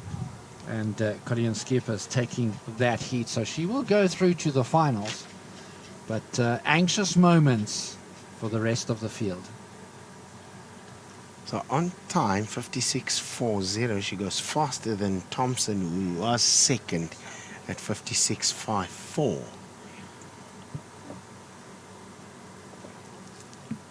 So anxious times as they wait. So that was the third and final, or the second and final women's 18-400 meters, leading us into the men 18-400 meters. Well, the South African record there of 45.15, behind the name of one Rian Dempers, way back in 1994. And Rian Dempers was a beast of an athlete, very stocky, very strong, and at junior level was beating the seniors, and in fact at one stage held the South African senior 200 meter record while still a junior, clocking 20.16 seconds. That was way back in 1996 in the Johannesburg Stadium. And it took years before Morne Nagel came back and broke that record at Germiston Stadium to clock 20.10, 20.11 I think it was. But Rian Dempers then went on to the United States to study and came back to South Africa, a shadow of his former self. A really, really talented athlete who was not able to use that talent and jump through to the senior level. I remember him racing against Bourbon Piri in Stellenbosch, and he was still a junior, and giving the Olympian Bourbon Piri a real scare. In fact, that was in 1994. Bourbon Piri going to the 1992 Olympic Games. So a real legend is Rian Dempers. But turning our attention now to heat number 1 of 3 of the boys under 18 400 meters. Lane 2 is open. Lane 3 is Hendrik Gert Grobler of Athletics Gauteng North. Next to him, Janis Labuskaghni, Griekeland West. In lane 4, Vian Geldenhuys of Athletics Mpumalanga in lane 5. Dian Roux in lane 6, Athletics Central Northwest. And Sazi Boko of Athletics Trankai in 7. And Renaldino Schwartz of Boland out in lane 8. Well, the first of the. Who wants to get into those semi-finals? Well, we talk about Rian Dempers' 45.14 South African record. Listen to this. Justin Robinson of the USA in 2019 clocked 44.84 seconds as an under 18. The Americans certainly do have a conveyor belt of sprinters, and they will be very, very hard to beat at the World Championships in Oregon later, in particular in the 100 and 200. They are out to make a statement, and also out to make a statement here now of these 5 athletes in the first heat, or rather 6 athletes in the first heat of the men's under 18 400 meters. No problems in the start, and really up and running is Vian Geldenhuys from Mpumalanga, flying past Dian Roux and Sazi Boko, and absolutely flying there is also the man from Central Northwest. But number 647, Vian Geldenhuys, Athletics from Mpumalanga, totally dominating this 400 meter race. So they come around the top bend into the home straight, the clock 36 seconds. It is all about qualifying for the finals here. Beginning to tie up is Vian Geldenhuis, but still enough in the tank to come through for first and second there. Janis Labuskachny just dipping. Gert Henrik Grobler for third. But as they say, in a hard 400 meters, those last 6,200 meters are agony, and it begins to hurt. And some athletes start to wade through treacle. Well, it looked like Vian Geldenhuis was certainly hurting at the closing stages of that race. Did he go out too hard? Because they then go into the final, straight final. So from here on, they are all battling for a spot in the final. No semi-final for them either. Well, time will tell just how much has been taken out of Vian Geldenhuis in that first heat. He certainly was very, very aggressive, went flying down the back straight and passed his entire opposition before the 200-meter mark. But we now turn our attention to heat number 2 for the men's under 18 400 meters. Lane 2 is also open there. Chumani Lubala of Athletics Transkei not lining up by the looks of it. And there you could just see how intense the heat is out there and how hard the 400 meter is. And the athletes lying there on the track. It should come as a concern to see some of the open lanes. What happens at senior nationals, just for the view at home, because one would be asking what happens to the athletes that don't or opts not to show at an event like this. Well, there's a whole host of reasons why athletes do not line up. One could be injury, others could be withdrawals as we go into the blocks now in the second heat of the men's under 18 400 meters. And in lane 4 there, the man from Gauteng North, Thomas Hilton, certainly looking very, very menacing. And he'll be chasing on his outside Jacques Pina from the Free State.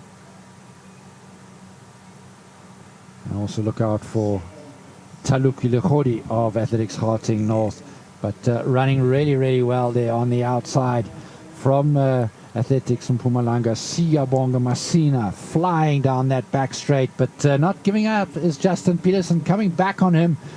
And on the inside there from Athletics Free State, Jacques Pina also looking good, looking very comfortable, cruising around the top bend. And as the stagger unwinds, well, it is the man from the Free State, Jacques Pina, who is just ahead, coming into that home straight. Has he gone too hard? Because he's being chased down on the inside by Thomas Hilton from Gauteng North. And to the line, this battle's going to go. It is going to be the man. Ooh, well, easing up there. He let him go. Thomas Hilton of Gauteng North had it sewn up, but he knew he'd done enough to get through to the final, as had Jacques Pina. And a bit of a dead heat there. So that was the second of 3 heats.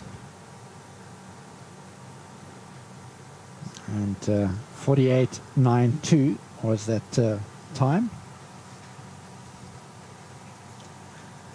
So the rest of them will then be chasing that time. It's all about obviously the first automatic qualifying time, and then well, first 2 across the line automatically go through the final.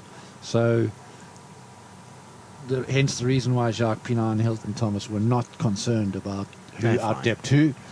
They are guaranteed a spot in the final, as is Vian Geldenhuis from the first heat.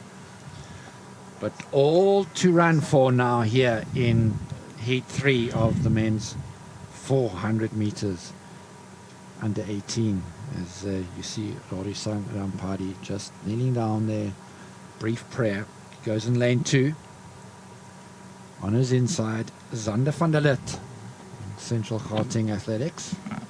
Liam Steenkamp of Gauteng North in lane 4. Tall, lanky figure on his outside. CGA's Reinhard Botha. Lane 6, W.J. Fraser, Athletics in Mpumalanga.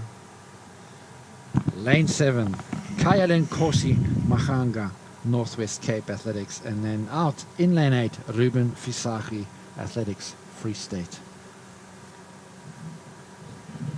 This is the final heat of 3 of the men's under 18 400 meters. Remember, first 2 across the line, automatic qualifiers into the final, and then it's all on time. So already through to the final, Thomas Hilton, Jacques Pinot, and Vian Geldenhuis.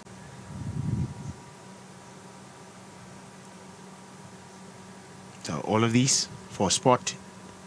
All of these for a spot in the final. Tense moments out there. It is only a heat, but it is a heat of huge consequence. Good clean start by all the athletes, and immediately up and running is the man from Central Gauteng, Zander van der Lith. But on the outside, also from Central Gauteng, Reinhard Botha is absolutely flying and making up the stagger there already on Liam Steenkamp, or rather on W.J. Fraser from Mpumalanga. Liam Steenkamp looking good. But then the 200 meters mark, just under 24 seconds. It is the man from CGA, Reinhard Botha, dominating this race as they come around the top bend. And also in lane 3, there's Zander van der Lith from CGA, but also from Limpopo. Look out for Rorisang Rampari. And Botha beginning to tie up. Oh, and he had to dip to make sure that he crossed the line first, because Rorisang Rampari was roaring down that finish straight and finishing in second there. So guaranteed into the final was Lion Steenkamp, Reinhard Botha and Rorisang Rampari. Those 2 going through to the finals. And now it's an anxious wait for 2 of the athletes from the next from those 3 heats to see whether or not they go through to those finals.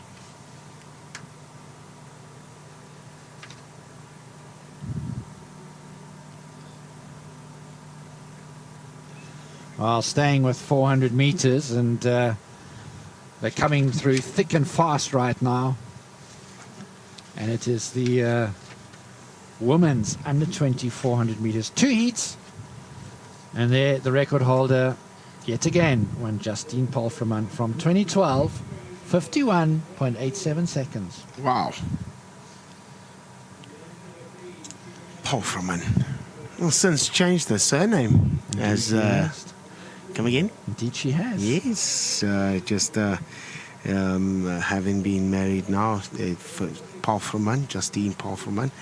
Just not too certain what her surname is at the moment. Now we set up of the first of 2 women under 20, and mouth-watering lineup in the men's under 20. So that is going to be an absolute thriller there. The lineup is excellent, and it's going to be a lovely one to watch out for. And lane number 2 there, or lane 3 rather, Simone de Wet from Athletics Gauteng North, Christy Keiser from Limpopo in lane 4. Lane 5, Danley Rickett from Athletics Gauteng North, and we've got Rain Antoinette Klute in lane 6 from Northwest Cape Athletics, and Denzel Marks sets in lane 7 from the Vaal Triangle. That is the ladies that will line up, 5 of them, to take it up until the very end to qualify for the spots. Straight to the final from here.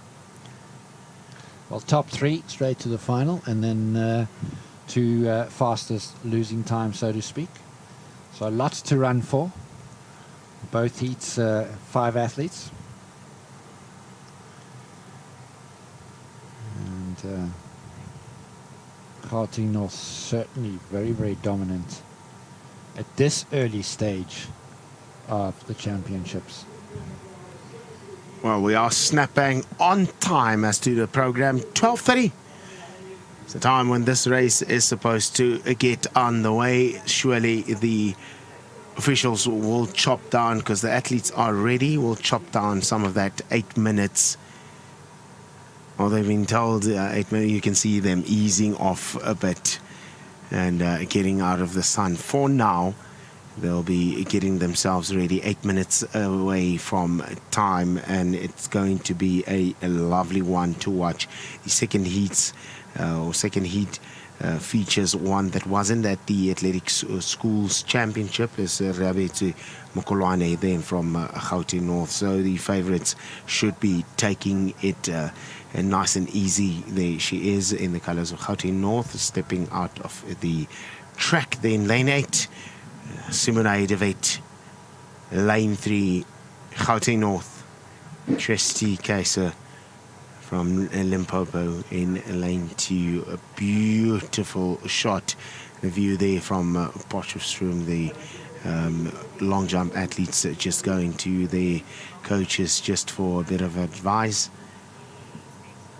Lucky Paul Walter since concluded. Now, you spoke about this earlier on, Manfred, that the pole vault, and that's quite interesting, that Wanted to Planters was there for 3 jumps to break the world indoor record in 5 hours.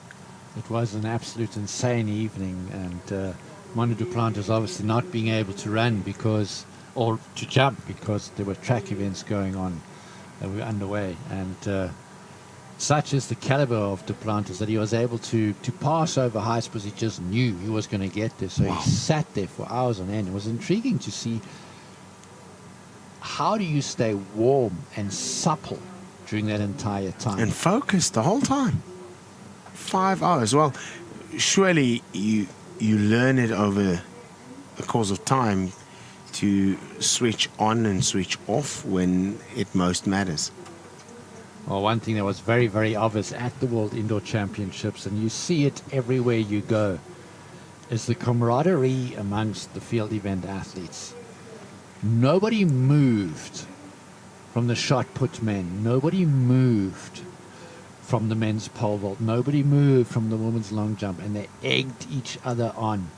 And when the surprise happened in that shot put competition where one Ryan Krauser didn't win when he got the silver medal, the genuine happiness of the entire squad of shot putters, including one Ryan Krauser, over the man from Brazil who ended up winning, is just fantastic to see. That is one aspect of field events that gets mentioned time and again, and is worthy of being mentioned because of this incredible camaraderie, how athletes will help each other. They will help each other with their technique just so that everyone performs at their best. It is fantastic to see how field event athletes come together and help each other out. It's really, really wonderful to see.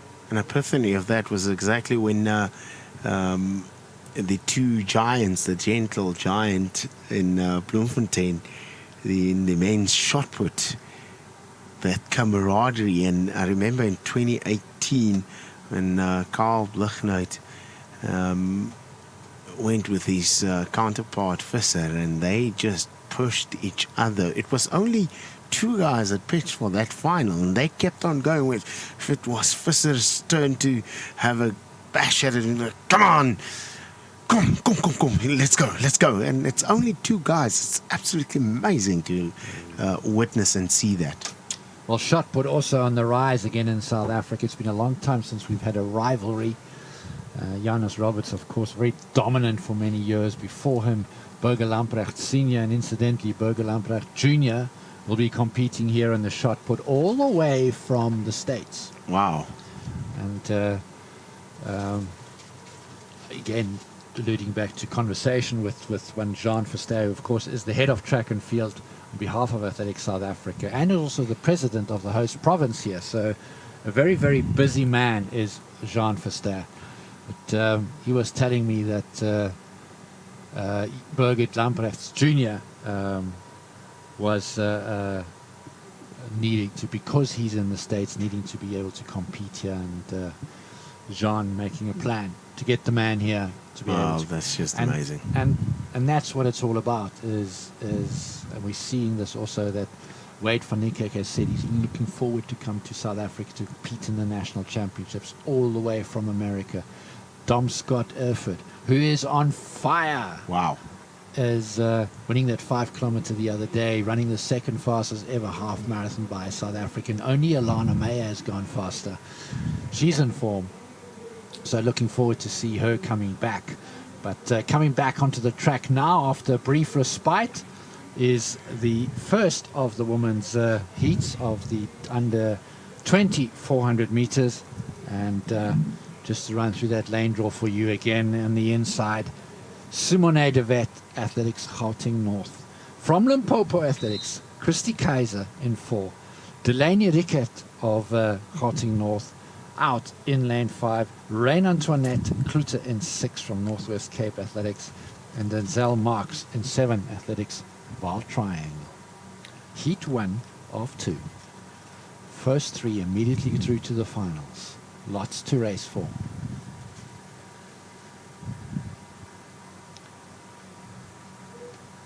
Start orders, and that way cleanly, we've seen no issues with starts in the 400 meters, no faulty starts, which is really great, but pretty even at the early stage. And now coming through, Simone de Wet really flying down that back straight, having gone past Christy Kaiser of Limpopo already, eating up the ground on compatriot Delaney Rickert. Now going past her, not even into 200 meters. 200 meters now going through in just over 26 seconds.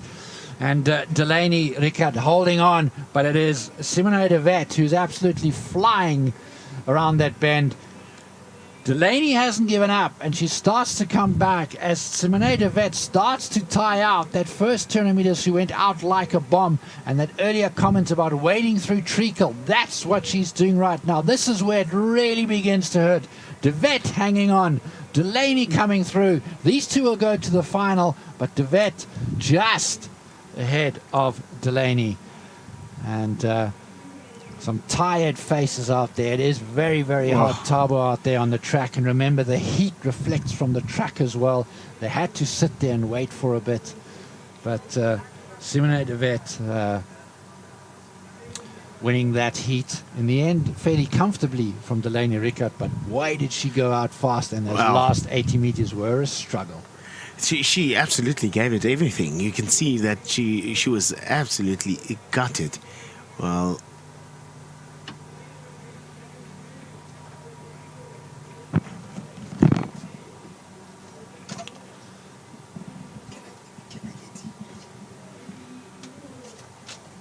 you at the wrong place. Much better result.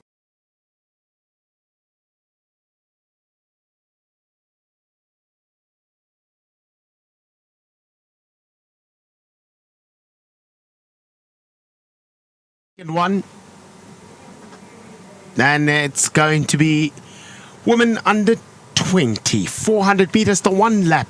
We spoke about it earlier on the 16th of March, Manfred, that well, it has changed. Wade van Niekerk has absolutely changed everything. It's Mogari as well.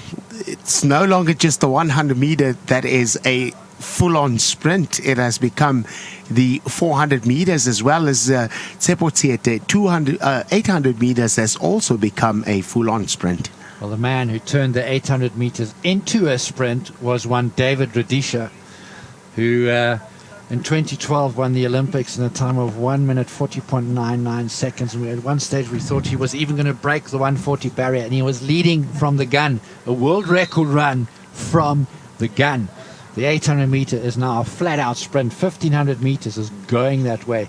It is no longer a case of easing into it. It is flat box from the gun, and it's going to be flat box from the gun in the second heat of the women's 400 meters. Only 4 athletes now, with Dale Kukumur withdrawing. So Shannon Khlelang on the inside, Reabetse Mokolane, and then Minky Boyson and Aletta Maria Yonka. And already up and running. Shannon Khlelang looking very strong. But the athlete from Gauteng North also flying there, Reabetse Mokolane, And it's between Kayla and Mokoloane right now as they come through the 200-meter mark. And Kayla beginning to edge ahead. Mokoloane tiring up, but out there in lane 8, Aletta Maria Jonker from Central Gauteng Athletics looking very, very strong as the stagger unwinds. They're coming to the home straight, and it's going to be fairly even between the first three. It is Jonker in the lead right now. On the inside, Minky Boyson clawing back from Jonker as it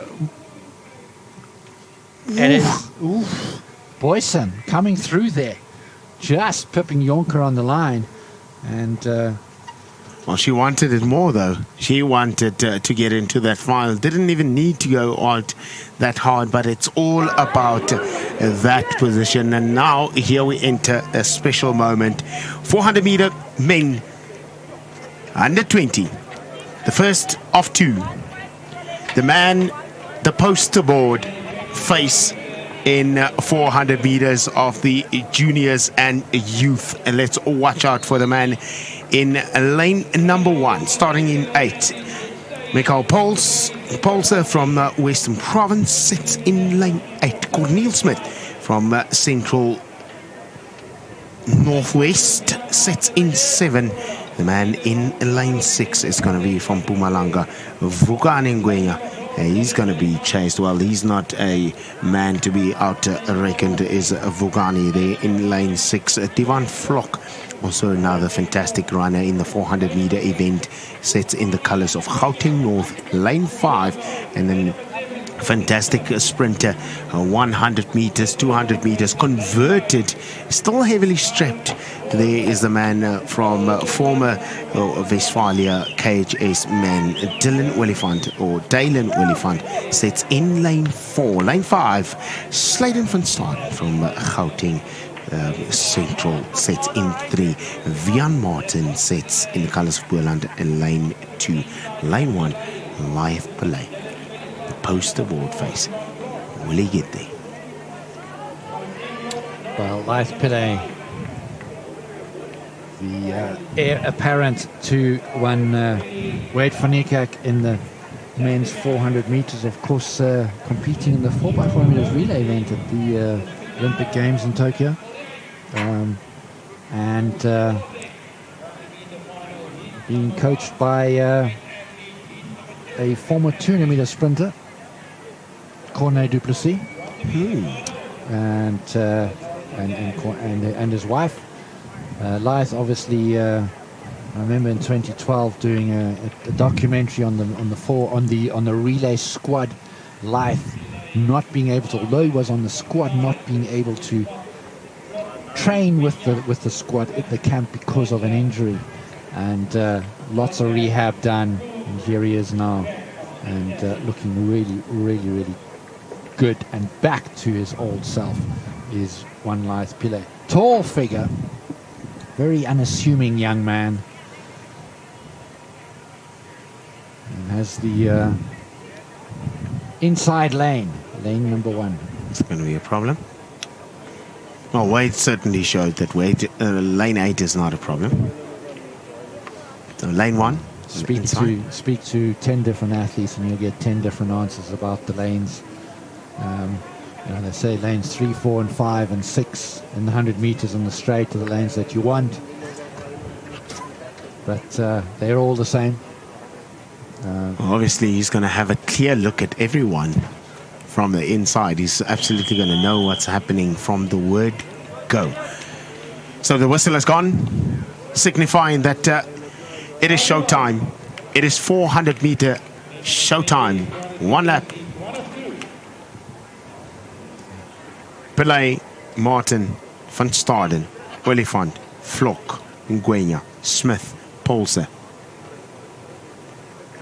All eyes on lane 1 on Lyth Pillay. Heir apparent to 1 Wade van Niekerk.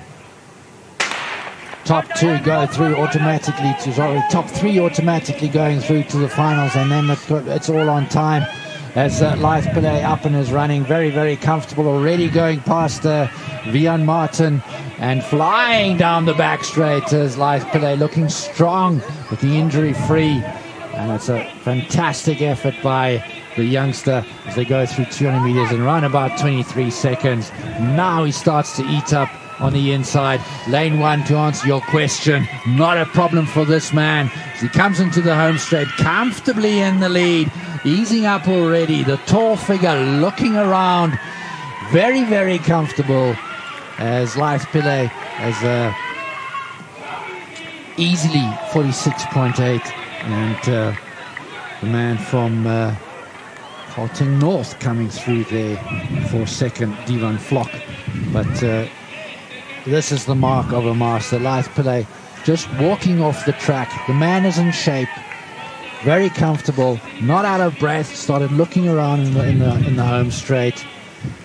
He knows he's in the final. He's come here. He knows what to do, and a shoe-in favorite to win the gold. Well, he looks in exceptional form. 46.80 unofficial time.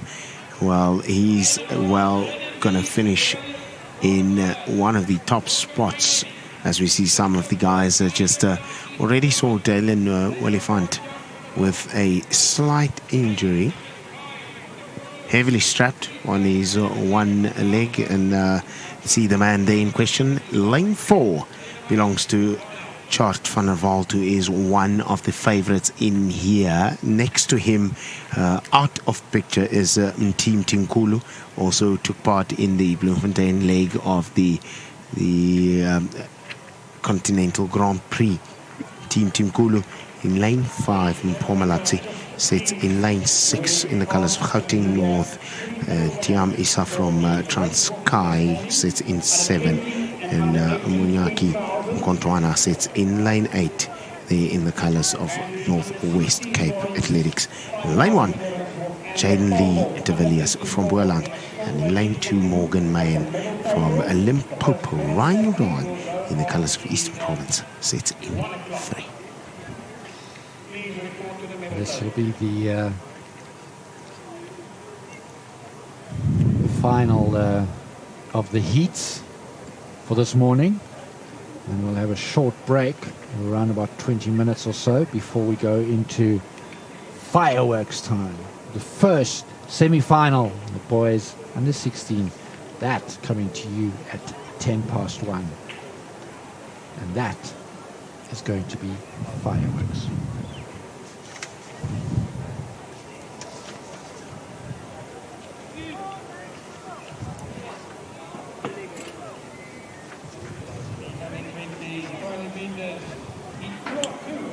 So just sorting out their blocks and getting ready for this final heat. The boys under 20, 400 meters. Rian Dempers, the man who holds the South African record, 45.15, back in 1994. Superbly talented athlete, very, very strong. He had epic duels with Western Province's Marcus Lacranzi, one of the most talented athletes to ever emerge out of the Western Cape and in South Africa. One year I remember Marcus winning the men's 100 meters, the 200 meters, and the long jump. And people often said maybe he should do the decathlon, but he ended up doing the 400 meters, running a time of 44.65 seconds as his personal best. Life Pillay winning that first heat very, very comfortably in a time of unofficially 46.90 seconds. 80 seconds, and that more than half a second faster than the qualifying time for the World Under 20 Championships. Those, of course, happening in Cali, Colombia, from the 2nd to the 8th of August. But now it is the the second heat of the men's 400 meters. The first very comfortably won by Life Pillay.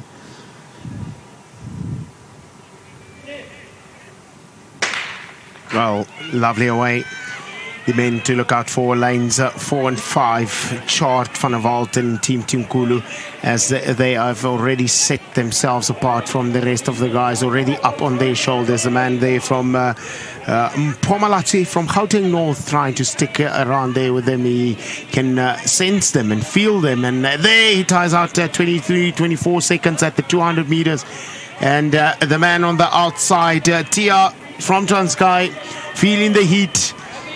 And don't write out the man from Limpopo, Morgan Mayen trying to get up with them. It's going to be Chart Van der Walt that just cruises there, but he's going to have company there in the form of Team Kulu, and races away to a 47.55 unofficial, and also running a qualifying time needed 47.60, 47.55. Well, they had to work for that one. They had to work indeed, and that qualifying time, of course, for the World Under-20 Championships. An interesting thing that I noticed, Thabo, is as soon as he crossed the finish line, he pulled up, not in pain, but he like stopped short. And I always worry when athletes do that. Run through the line, ease off. A sharp movement like that can cause an injury. And he was under pressure by Team Kulu. Well, there were 60 meters to go. They were still trading blows there. And I'm almost certain T said, see you in the final. And, but now the question of lanes becomes playing in action now. Which lanes do you want? Based on time and positions in your respective heat, that will place you in the lanes.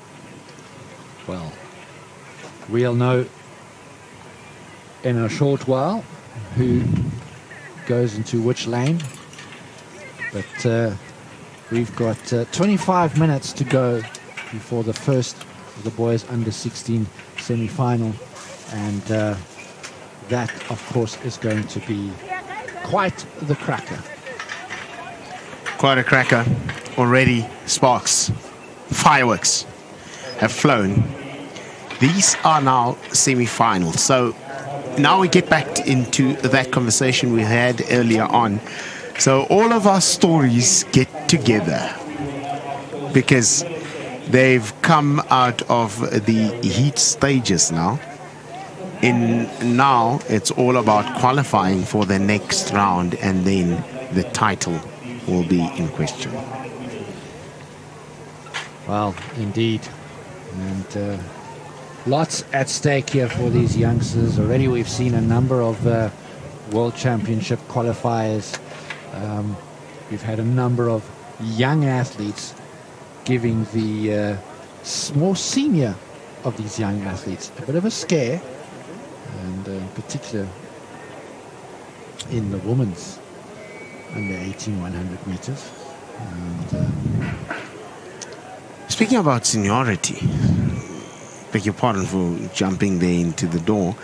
Speaking about the seniors, so it does play a role that once these youngsters go, well, they will be dominating their platform. Once they line up next to Enrico Breintjes, next to Clarence Munyai, next to Akani Simbini, the game changes. Well, two things can happen. One, you can freeze, or you can go, you know what? I'm not afraid of you. I'm grasping this opportunity with both hands. And very often we've seen both scenarios happen. So it'll be very interesting to see how that progresses. But ladies and gentlemen, we are going to be taking a short break, and we'll be back with you round about 1:05. So just to sum up this morning's action, wonderful, wonderful sprints. A new ASA record in the women's under 18 100 meters. Come in, the 100 meters in the women's. Oh my goodness, oh boy, how can one even forget that? 11:40. Initially on the board, on the scoreboard, it was 11:40. 11:42, and then rounded up to 11:40, which is the new and improved SA Youth record by Vio Zinke, who is the current record holder of the goal 16 100 meters, and she ran 11:74 earlier this year at the Twizzler Super School Series, and coming here in a heat, first race of the goals, and she whips out a monster. Indeed. So a lot of that action still to come. Some serious heads-to-heads still to come. Some fireworks to come. Next up at 1:10, as I said, the first semi-finals. It's the boys under 16. 2 semi-finals to come. And big finals coming this evening. Stay tuned. We're going to take a short break, and we'll be back at about 10:05 to warm you up.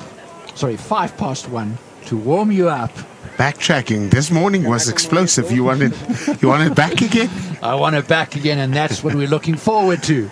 Yes, and, indeed. At 1:05, we'll be back to start setting the scene of what's going to be an explosive midday session.